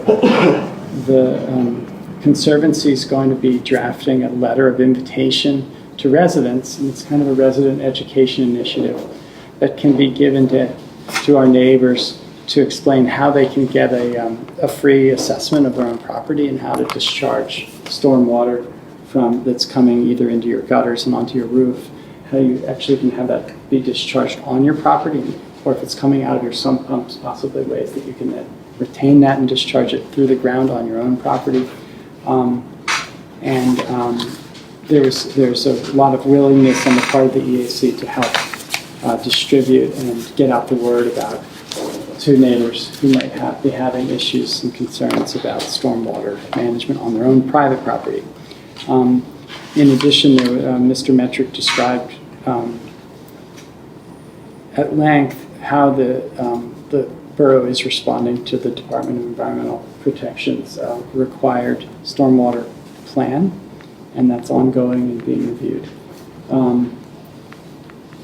That basically summarizes the meeting, I believe, unless you have something to add, Mr. Metric. There was a really nice, if you're interested, tune into the infrastructure meeting. Ed, the Director of Public Works, always gives a really nice summary of the work that's ongoing in the borough, the improvements that are happening at the playgrounds and parks and borough buildings, and that's always been interesting and good news. Is there anyone on the infrastructure committee meeting who has something they want to add or bring up for discussion or mention at this time? A question, can we ask if do we have an update on any progress towards producing a request for proposal for to find a partner to sort of take the first steps towards looking at the Sabine Avenue? Yeah, that's coming soon. Probably by this month, we'd like to get something, get the canvas stretched out and start working on it. It's just been the fourth thing in the stack that I got from you all, so it's the next one on the spotlight. Yes, Michelle? So did you? I had wanted to ask them during public safety, but we moved on so sorry. Very quickly. Sorry. But I don't want to. I want to make sure the infrastructure's done. I just don't want to forget. Actually, I have one other infrastructure item, but we'll go out of order, Michelle. Go ahead. No, it's okay. I mean, particularly because we have Mr. Yurick here, and I just wanted to know if we could have a brief discussion about how things are going on with the Narberth Avenue Bridge. Is an issue I want to make sure we don't forget, because there's been a lot of discussion, and there have been some changes. I saw some changes happening today. I mean, it's a work in progress, and I wanted to know. John, is it possible we could get you back up here to talk about the Narberth Avenue, or the Narberth Avenue Bridge? Okay, so let's close the infrastructure committee. Yeah, we'll come back to infrastructure. Thank you. If we're done with infrastructure. Sorry. I mean, it'll be okay. It'll be okay. Was that email sent to this year? Michelle summarized some of her concerns. Oh, yeah, I didn't have a whole, I don't remember if I said a whole. Well, No, there were others, right? Michelle, maybe you could restate your questions. Okay, well, I don't even remember what my questions were. I mean, I think generally speaking, there's been some concern, and I think some of it is already being addressed with the new road markings. At least two people I'm aware of have observed cars traveling, just going right in, north to south, going and turning around in order to swing into parking spots, as I think Gigi alluded to earlier. So that when you would come over the bridge, surprise, there's a parked car. Yeah, surprise, there's somebody right there. Driving the wrong way, cartway, not being able to figure out, I think bicyclists coming up, say coming from downtown, coming up as they approach the bridge and they get to the place where vehicles turn off, and then they suddenly don't know what they're supposed to do. There's a pedestrian thing over there, they don't really know how to get to it. Is that where they're supposed to be? Should they be in the road? And there have been a number of concerns expressed about the placement of the pedestrian crosswalk on the north side, seeing that it's so close, it's right at the foot of the bridge, so that there's almost no ability to see that a pedestrian might be looking to cross. So these concerns have all been things that have come, basically bubbled up, percolated up in the community through us, and I think since we have you here, it'd be great to address some of those things. Sure. I would say first, with kind of like a change like this, I think it's going to take a few days. And I know these were just recently installed, so I think it's going to take a few days for people to kind of learn it, understand it. It's not typical when you introduce measures like this, but the concern with the pedestrian crosswalk, that's definitely something that is very important. We don't want to see anybody get struck in a pedestrian crosswalk. And the reason we put it there was, one, that's where we felt we can get people off the curb at an appropriate location with the temporary ADA ramp that we use some asphalt. And also we felt like and we were kind of doing this plan when the bridge was still closed, but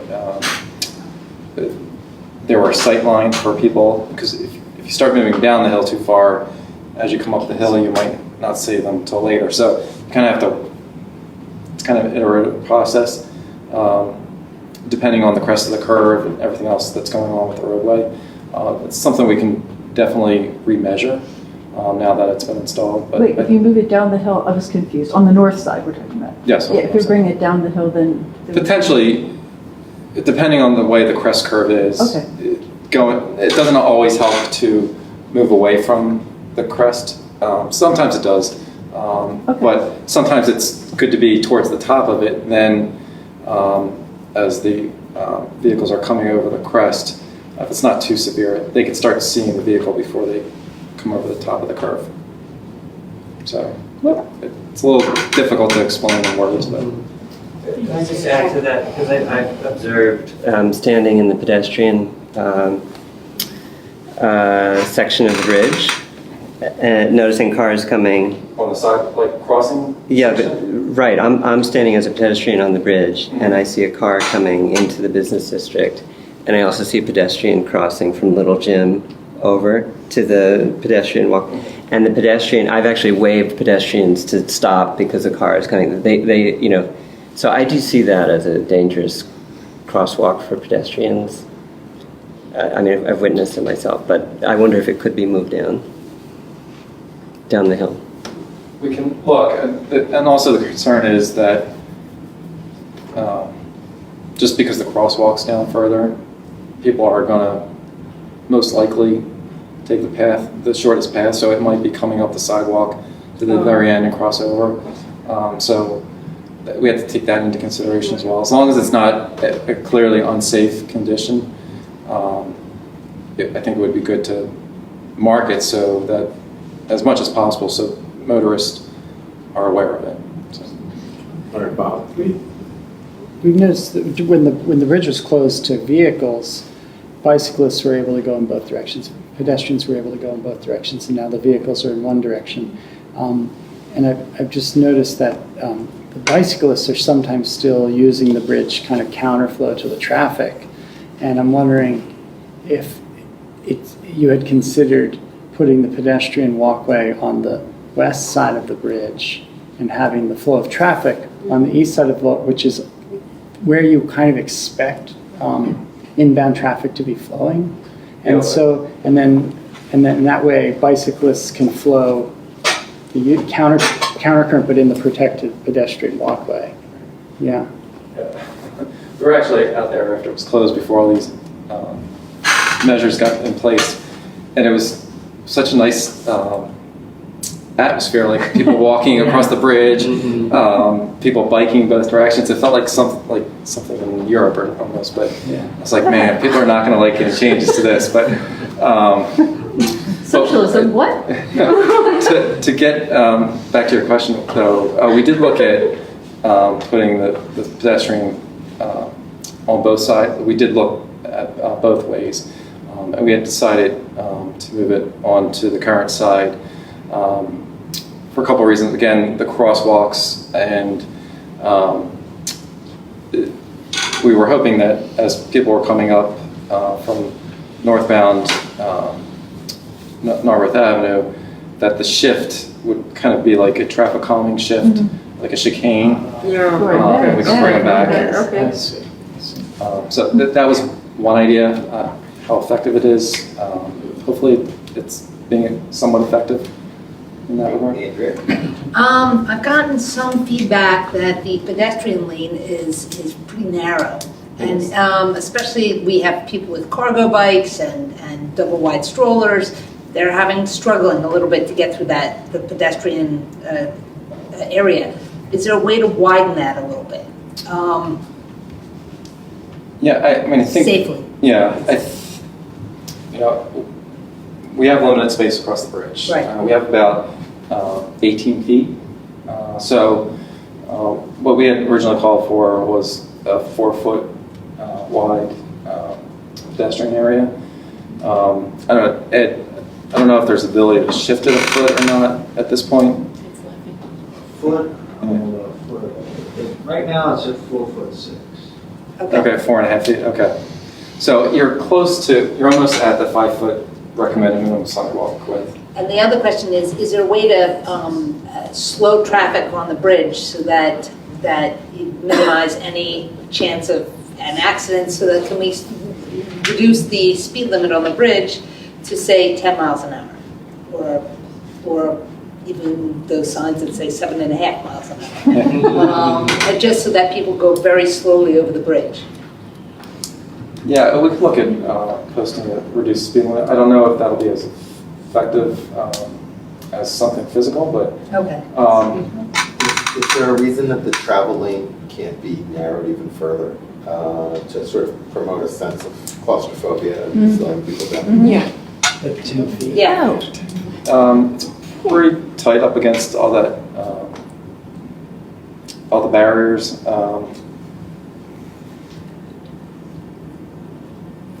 I'd have to take a look at kind of the volumes. You might feel like Here's going to be my suggestion. Obviously, we're working with a very old bridge in a way it was never designed to be. We have a solution that was implemented, thank you, we got the bridge back open. People are seeing a lot of things. I think it would be really helpful if all of it could be put in writing, sent to the borough manager, forward to the traffic engineer, and then sort of collated to see are certain changes possible, right? To continue continuous improvement, because we know we're going to be stuck with this ad hoc solution. Right, exactly. This isn't that temporary. We might have this for like a year, so we should make it stay Or here. 5. Who Right, knows? I was just like, no, a year, I hope that's not, funny. but probably when I see the construction equipment show up, that's when I know we're going to It's get been 21 years, we don't have a bridge, we're not getting a bridge. Okay, that's planned? Thank you very much. Thank you for coming back, John. Thank you. Thank you. Do you want to reopen the infrastructure? I'd like to reopen infrastructure. I'd like to suggest that we discuss baseball Excuse me. netting. I know Mr. Bush came, he made a recommendation. All right. Maybe, I don't know, Bob, do you want to? Sure, well, the rec board did come to the infrastructure committee meeting with a recommendation to improve the parks and baseball fields with netting that would prevent baseballs from hurling over the fence and into cars and pedestrians. And so Mr. Bush is here, I believe, and are you be prepared to give us a little summary of what your recommendation is? Sure. Okay. So the current netting was put into place a little over 30 years ago, and it has done admirable work in protecting everybody in the borough from fly balls, but over time the nets have sagged, and part of the protection was also provided by a very large tree that was behind home plate. That tree came down a year and a half ago, and as a result of these two factors, more and more fly balls have been exiting the baseball fields and hitting, causing a danger. And last year, I forget whether there was 8 or 9 incidents. This year, we haven't even hit the major part of the, most of the activity on the baseball fields right now has been younger kids. The older folks will be using the field more and more as the summer progresses. So the opportunity for damage goes up. We've already seen 5 incidents of vehicles hit this year. So there's a lot of damage already happening, and I think the chance of personal injury is also there. So far, no one has been injured that we know of, but the more that the balls keep flying out, the more chance that it's going to happen. So we've looked into various options, and we think that based on some advice from people who manage college baseball fields, that raising the nets to 30 feet, particularly behind home plate, but also along Hartford Avenue, would protect would stop a lot of these balls from exiting the field.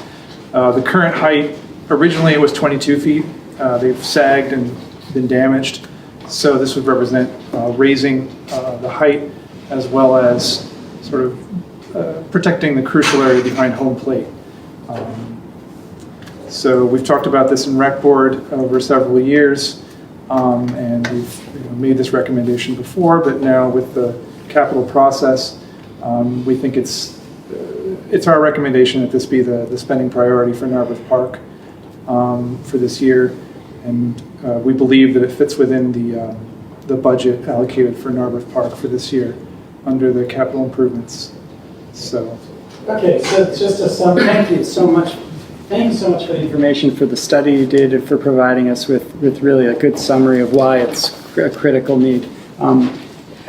the question, the reason that the infrastructure committee referred this to the full council is because we felt like that as a committee of 3, we were going to make a recommendation that the council vote to spend the entire capital improvement budget for the parks on one item, and thought that that would be a really good discussion to have at this table. And perhaps if there were an alternative source of funding that we could explore beyond the CIP funds, there's a way we could do this, have our cake and eat it too. But so I'm going to just... Maybe I could ask Mr. Harmon, do you have an estimated price For the, for the netting, to replace the netting? we have a couple pricing. Ballpark, what are we looking at? For the 35-foot netting, it's probably $25,000. For a 45-foot netting, or upwards of close to 50. Do you have a recommendation, 33 or 45, what would, based on your professional experience, what would be appropriate? My recommendation would go as high as possible, but you're changing the materials from metal to wood. You don't want to go that high with metal. So it'd be wood poles, 45-foot wood poles with netting. How long does it last? Just shy of 10 years, around 8 years is the lifespan of it. Is it the netting or the post? How about the 30 years we just got? Well, that's because we've been taping it and patching it together.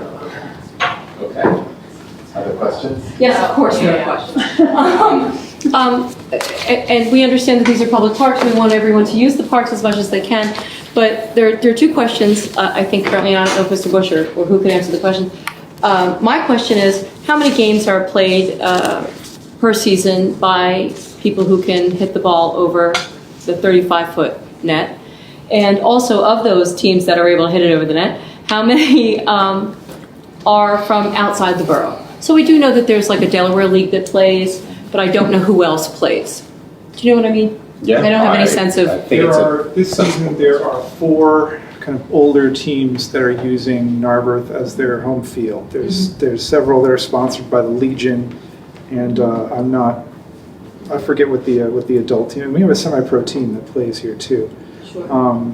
So I don't know all the details about where they're getting it. I mean, I can tell you that there are probably about 300 people. I did a rough calculation. 300 people playing baseball on a weekly basis. Sure. Looking at the little league teams and all Sure. that. And those are mostly here in the borough, but I'm not aware of any restrictions about who can enter. No, certainly not. And I don't recommend that at all, frankly, for any particular sport. It should be open for everyone. I guess my question is, people pay to join these leagues. There are fees involved, and I'm just kind of wondering. Of course, you know what's coming next. Has there been any conversation with the leagues to make any kind of a contribution since they're playing here? Making, any suggestion on their part to say like, well, we play here and we know we're doing this and we know we're hitting them over the net. Is there an understanding, or is it your feeling that they've had a conversation or may have had a conversation with you even about those ideas?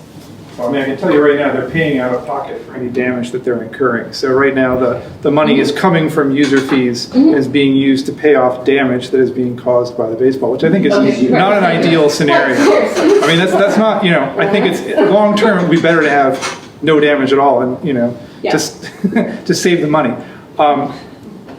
The NAA is, I'm not a member of the NAA, so I can't really speak for them, but they are responsible for most, for everything but the semi-pro team, as far as I know. You'd have to reach out to them and see what they are able to afford. But ultimately, everything the NAA is doing is coming out of user fees. So, asking them to pay would be, basically asking the users of the park to pay more money for park activities. My question was, had they mentioned anything like that out of the leagues that you had, you knew were hitting, able to go over 35 feet. So I'm no, they haven't reached out one to organization to pay for anything. Certainly not. Sure. And to your point, I think you're just highlighting what we need to do in F&A and look at who is using the fields, who is using our infrastructure and space and what is their contribution? So if the data that you provided said that it was the older baseball players that actually have the ability to hit it over the 35 feet and damaging the car.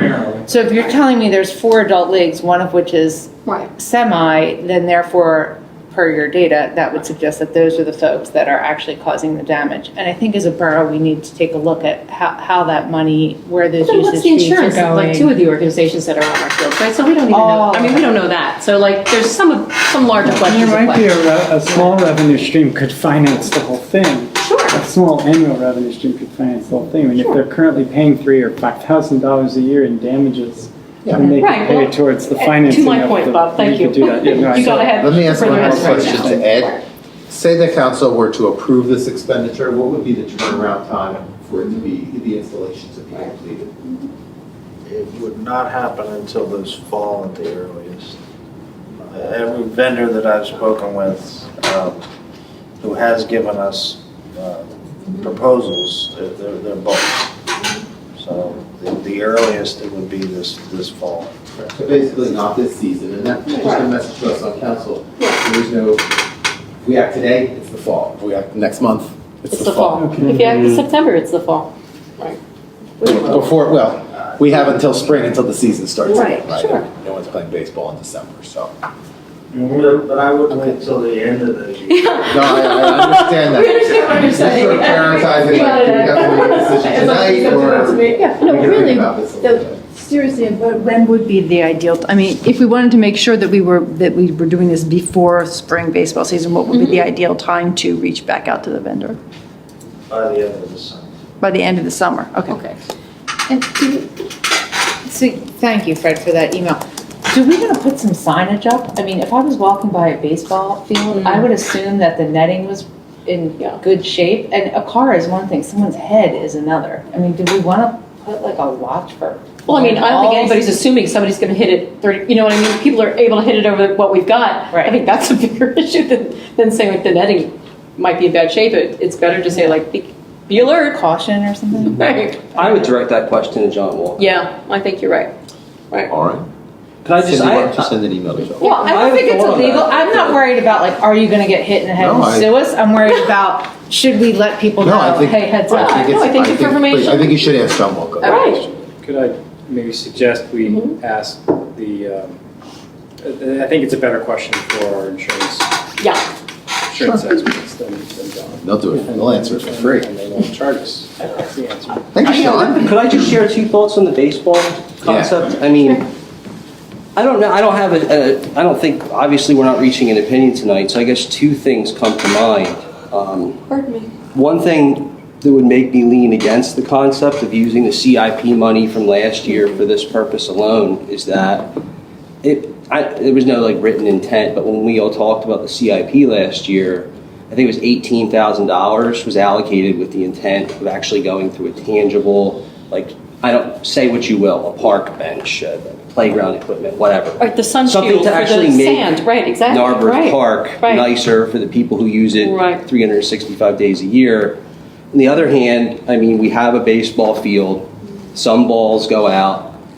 We're a modern municipality. We clearly should have netting around our field that provides the maximum allowance for safety within the standard of the sport, which apparently is 45 feet. So I think it's something we should look at going forward. I would like to see what Bob said.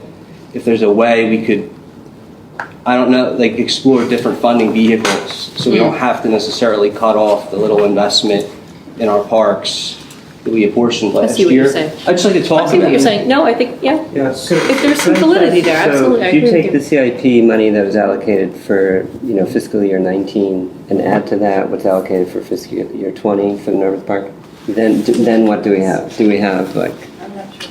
Well, let me suggest some other funding sources, right? I mean, there's a reality, which is the potential for, we'll call it a user fee of some kind, some way for the users of the field to contribute.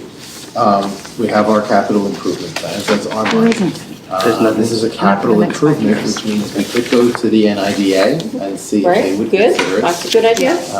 And maybe the best way to solve the problem is to do all 3. rather than sort of taking a large chunk out of any one No, I agree. account, is asking everybody to kick in. Right. That's a good point. Maybe a little bit there and a little bit here would work Here rather and a than. lot of together a your way ears, to Jim, you're finance it. thinking. Yes. Oh, yeah, well, NIDA probably has about 100 grand right now, and they haven't processed a request since at least 2014. So, might be, but I wouldn't want to sort of go all in one. No, right. Spread it around. Right, spread it around. I like Spread it that. around. Well, and it's nice that money's available for a plethora of capital needs. So it's something that, to your point, maybe we could use a portion of that, but not blow the whole caboose on Right. Yeah. one project. Okay, so CIP is our money. NIDA would be something that I can follow up with Amy Lempert and just sort of give her a heads up, and I will. In terms of potentially working with NAA, talking to the leagues, who would take the lead on that? Would Fred, is that something that you could do as part of REC?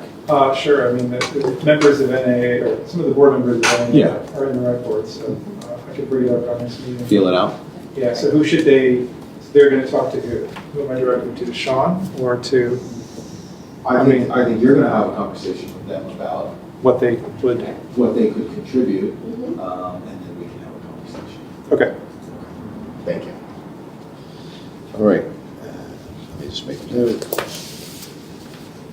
Okay, anything else for infrastructure? Nope, None. that's all. Hearing none. Now it's time for public comment. You've waited so patiently.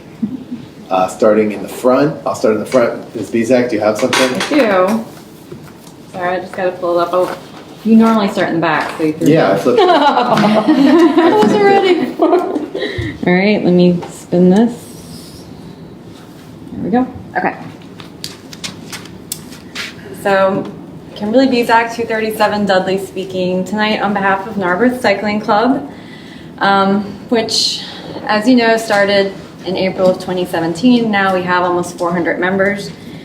We are a bicycle club in Narberth focused on bicycling for transportation, not your average bike club. So, dear members of Narberth Borough Council, a 13-year study published this week in the Journal of Transportation and Health has concluded the installation of protected bike lanes leads to a drastic increase in safety for all users of the road.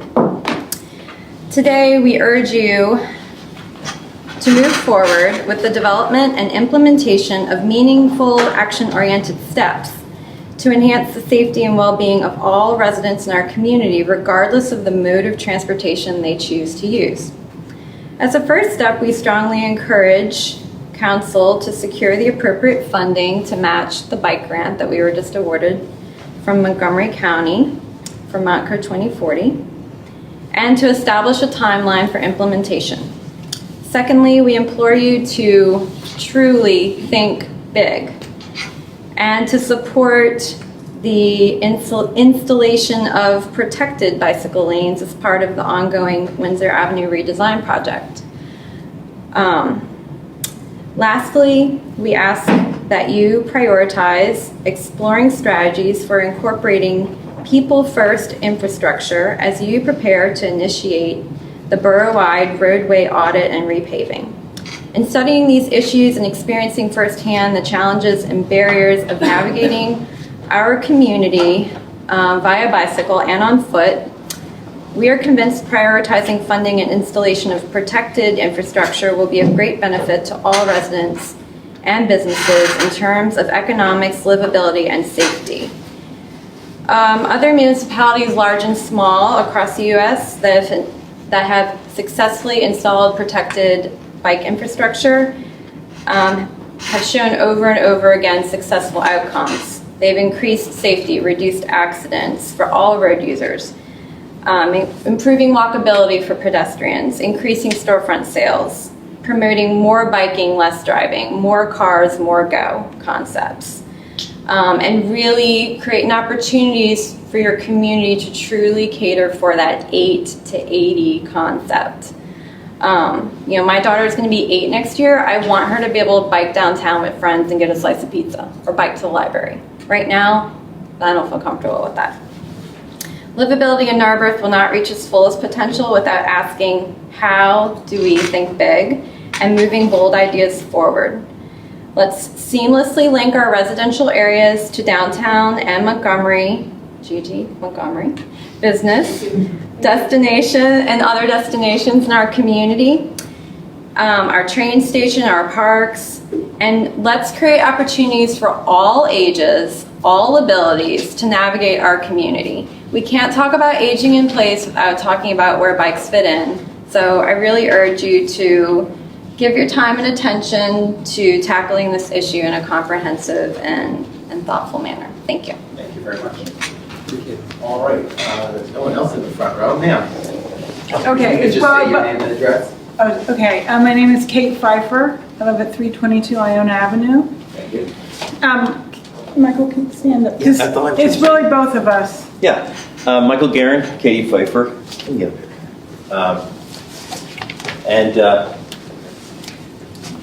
So we live on the 300 block of Iona, and 17 years now, homeowners. And this is an issue that's seen a lot of things come and go, including residents and people in that block, because there's a lot of renters. There's a lot of issues that come up when you live in a row home. You know, this is this breed of row homes. It's not as glamorous as everybody thinks. I hate to break the news. And you deal with things that people maybe don't have to deal with when they have a separate detached house. You know, there's noise, there's smells. We had a bad issue with the next door neighbor where our house would fill with a chemical smell. It happened several times. Finally, one time, and he would always, have something to say to the first responders why they couldn't come into his house.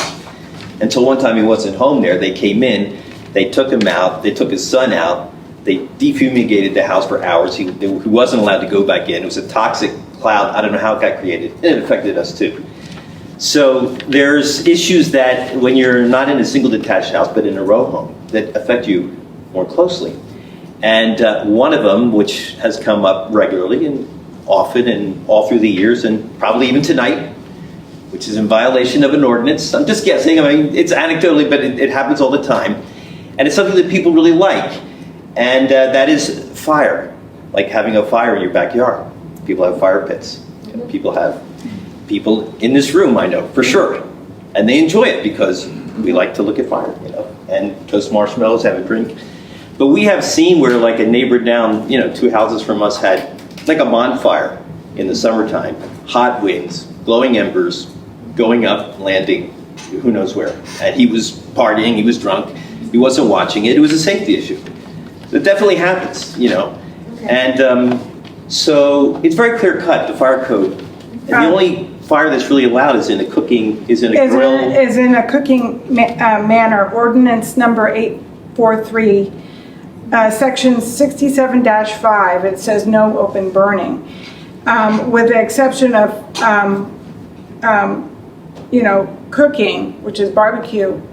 Yeah. Really, open fires are not allowed. And I just want to clarify a little more that there is a backyard that for the 300 block that abuts the backyard for the 300 block of Hampton.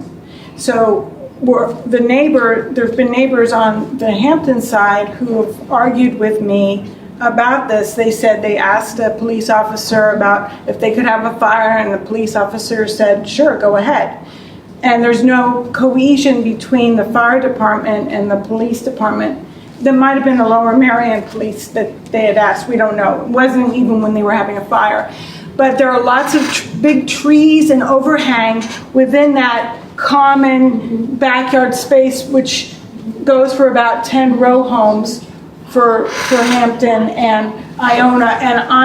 And the question is? And the question is, well, can there be something that the council and the borough can do to let the neighbors know that this is on the books, that you can't have an open fire? Like, we're not talking about other residences that have their own backyards in their single detached house. We're talking about 300 block of Iona and 300 block of Hamilton. Well, actually, All right, so let's pause, because we're coming up on 3.5 minutes here. No, okay. I just want to say the other larger point is just that there's uniformity in response, so that if an officer comes and asks the people to put it out, there's like a $300 ticket. I'm not talking about dunning people for that. Just a warning, put it out. If they don't put it out and do it again and again, maybe enforcement.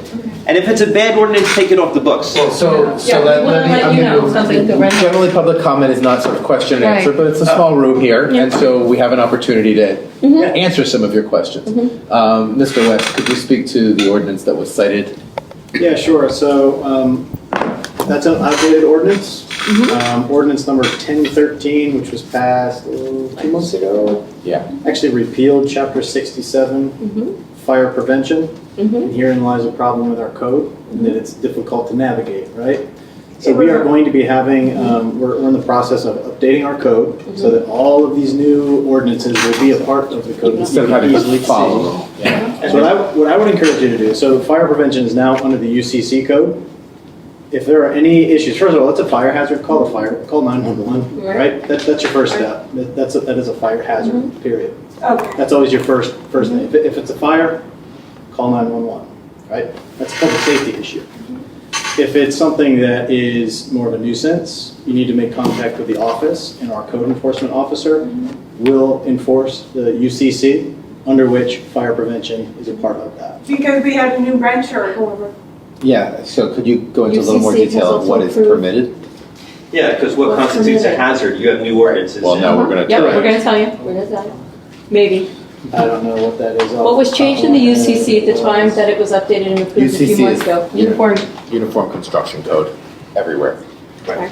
So it was updated, and it was the addition to the code, among some other changes, was that you were allowed to have a fire in your backyard as long as it was it met those manufacturer standards of the kind that could be independent or is in your yard, but it must follow the instructions and have the lid, that sort of screened lid to it. We understand that. These are, I've been meeting with people who were not, and the neighbor I had the argument with, there was flames shooting up 10 feet. So you want to call 911? Yeah. The police will respond, the fire company will respond. Call everybody. And they will. Okay. Yeah. Okay. So that makes more sense to Yeah, say there's now an inclusion for vessels that are constructed to have a thing. With a barrier over it. Yes. Okay. Yeah. We just don't want to make enemies of our, we have a new neighbor who's a renter, and he was having one of those open fires, and we were like, who's going to tell him? And we're like, we don't want to be on his bad side, you know? We understand. Okay. He knows now. And by all means, that's why I call 911. Let us come out there, we'll mitigate that, we'll bring the fire department out there. They have direct communication with the fire marshal, and we can go from there. But by all means, give it to 911, we'll come out. But wait, just to clarify here, so 911 does not trigger code enforcement. So if you have to call 911, it's important that you then follow up with the office next day and say, hey, there was a violation, so they can handle the immediate crisis, and then the office can follow up with code enforcement. And the answer may be that it was evaluated and determined to be in compliance, and the answer may be that it was not. Right. But you'll get your result. And oftentimes when borough officials, fire department, police department respond, they will double back to administrative office and say, hey, look, there was XYZ happened. You might want to follow up with Kevin, UCC. So if it's a big enough issue, but always do your due diligence. If it's a nuisance issue, it's something that's not health safety issue. But you'll put the new code up on the website. We're in the process of doing that. Okay. Okay. Thank Thank you you. very much. Thank you. All right, moving down the second row. Any public? Yes, sir. George Lascano, 120 Rockland. I just wanted to echo the discussion earlier about the Narberth Avenue Bridge and the safety issues for pedestrians and cyclists, and I'd like to see possible changes about that. I'd like the idea of moving over making the pedestrian area wider, which might both slow down the traffic. That seemed like a good idea, and make it more accessible. So I just want to echo those comments that were made earlier. All right, thank you. Moving down through there. Okay, sir. Hi, I'm Lou Savastani from Lower Marion Safe Cycling. I'm not a Narberth resident, but I am a NERB. I frequent many of the fine businesses in Narberth, and I almost always come here by bicycle. Just real quick, because it is getting late. There's been a lot of things that have already been said about the bridge, but I think the biggest thing is if you're coming up the bridge and as a cyclist getting across to the opposite side when there's traffic coming towards you, I think it just seems very inherently dangerous to me. I understand what they were saying about the chicane and slowing down traffic, but I think it would be better to have the walkway on the other side. And it definitely needs to be wider. It didn't feel wide enough for a cargo bike. And I was wondering if there was something you could do, because there is a limited amount of available road space up there, if you could do something with flex posts instead of the big barriers that might give you a little bit more room to have a traffic lane and a wide walkway for people coming one way and someone walking a bicycle across. For Windsor Avenue, I'm excited to hear some of the great improvements that might be coming along. I do want to say, though, that I'm strongly, and my organization is strongly opposed to the prioritized traffic flow version.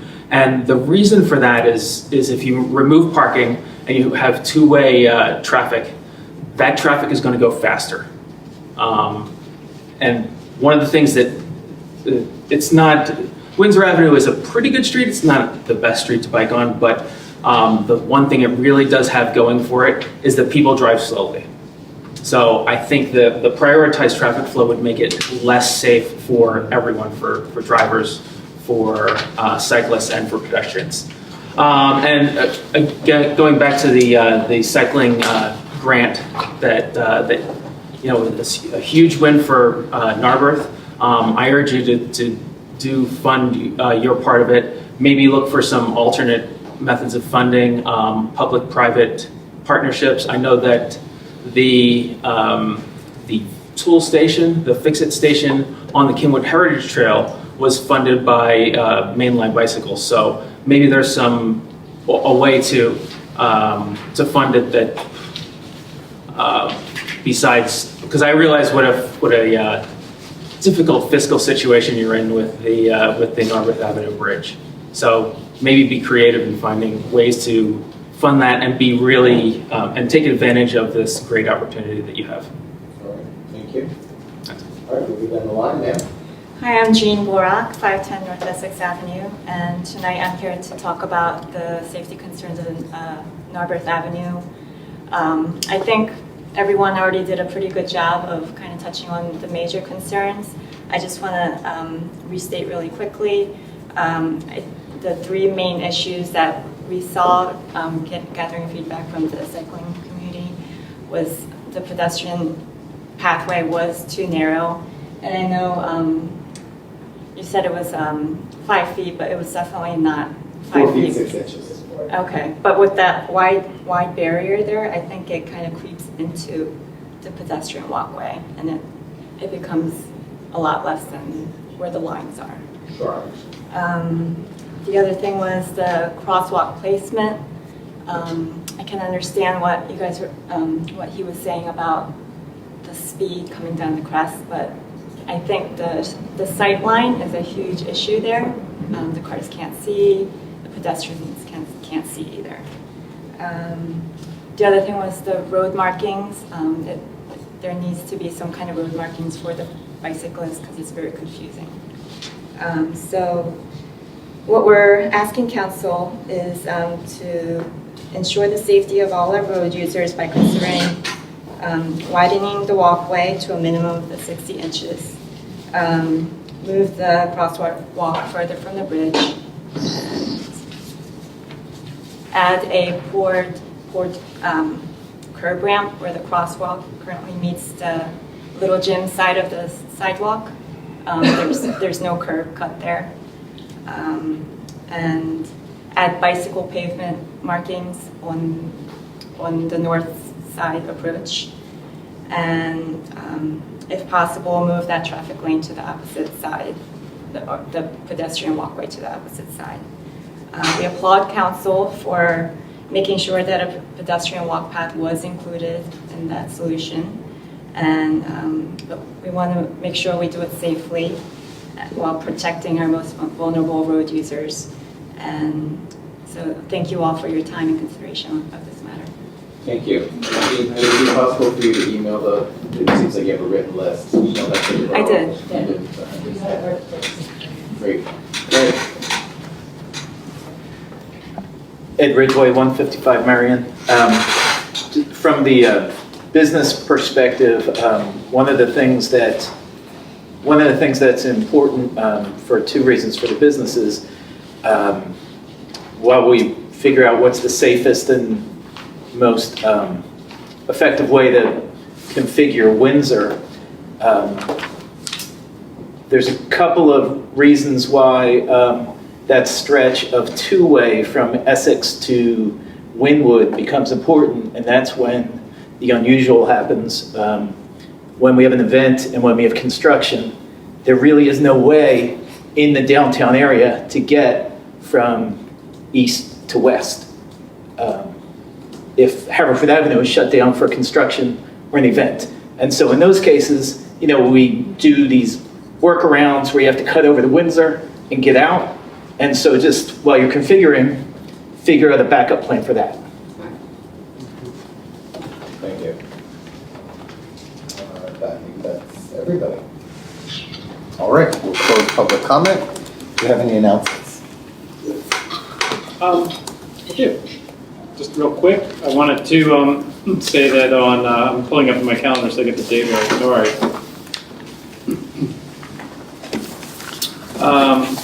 That on Friday, May 24th, some members of council who were able to attend and wanted to attend, and members of staff joined together to do some minor park improvement projects, break a sweat, do some teamwork, team building, some park improvement projects, and then eat some hoagies and congratulate Charlie Bode on his more than 3 decades of service to the borough. So thank you all for pitching in, those that could and were able to do so. Thank you. I enjoyed it. That's good. Thank you. Thank you, Charlie. Thanks, Enjoy your Charlie. retirement. Dog parade. Friday, first Friday. Dog parade at Norbark. Parade is 6 p.m. to 8 p.m. on Forest and Haverford Avenues. So come and bring your pets. It's the quirkiest event of the year in the borough. All right. And the 9th will be Narberth Music Fest from 12 to 6. And thank you to the Narberth Cycling Club. They now are helping us move into BYOC, bring your own cup, and they will be selling limited edition stainless steel pint glasses with carabiners. Interesting. Okay. That's it. We will be meeting in executive session, but I don't believe we have any action to take, so I'll take a motion for adjournment. Motion to adjourn? Second. All in favor? Aye. Aye. 5 minutes to clear the room.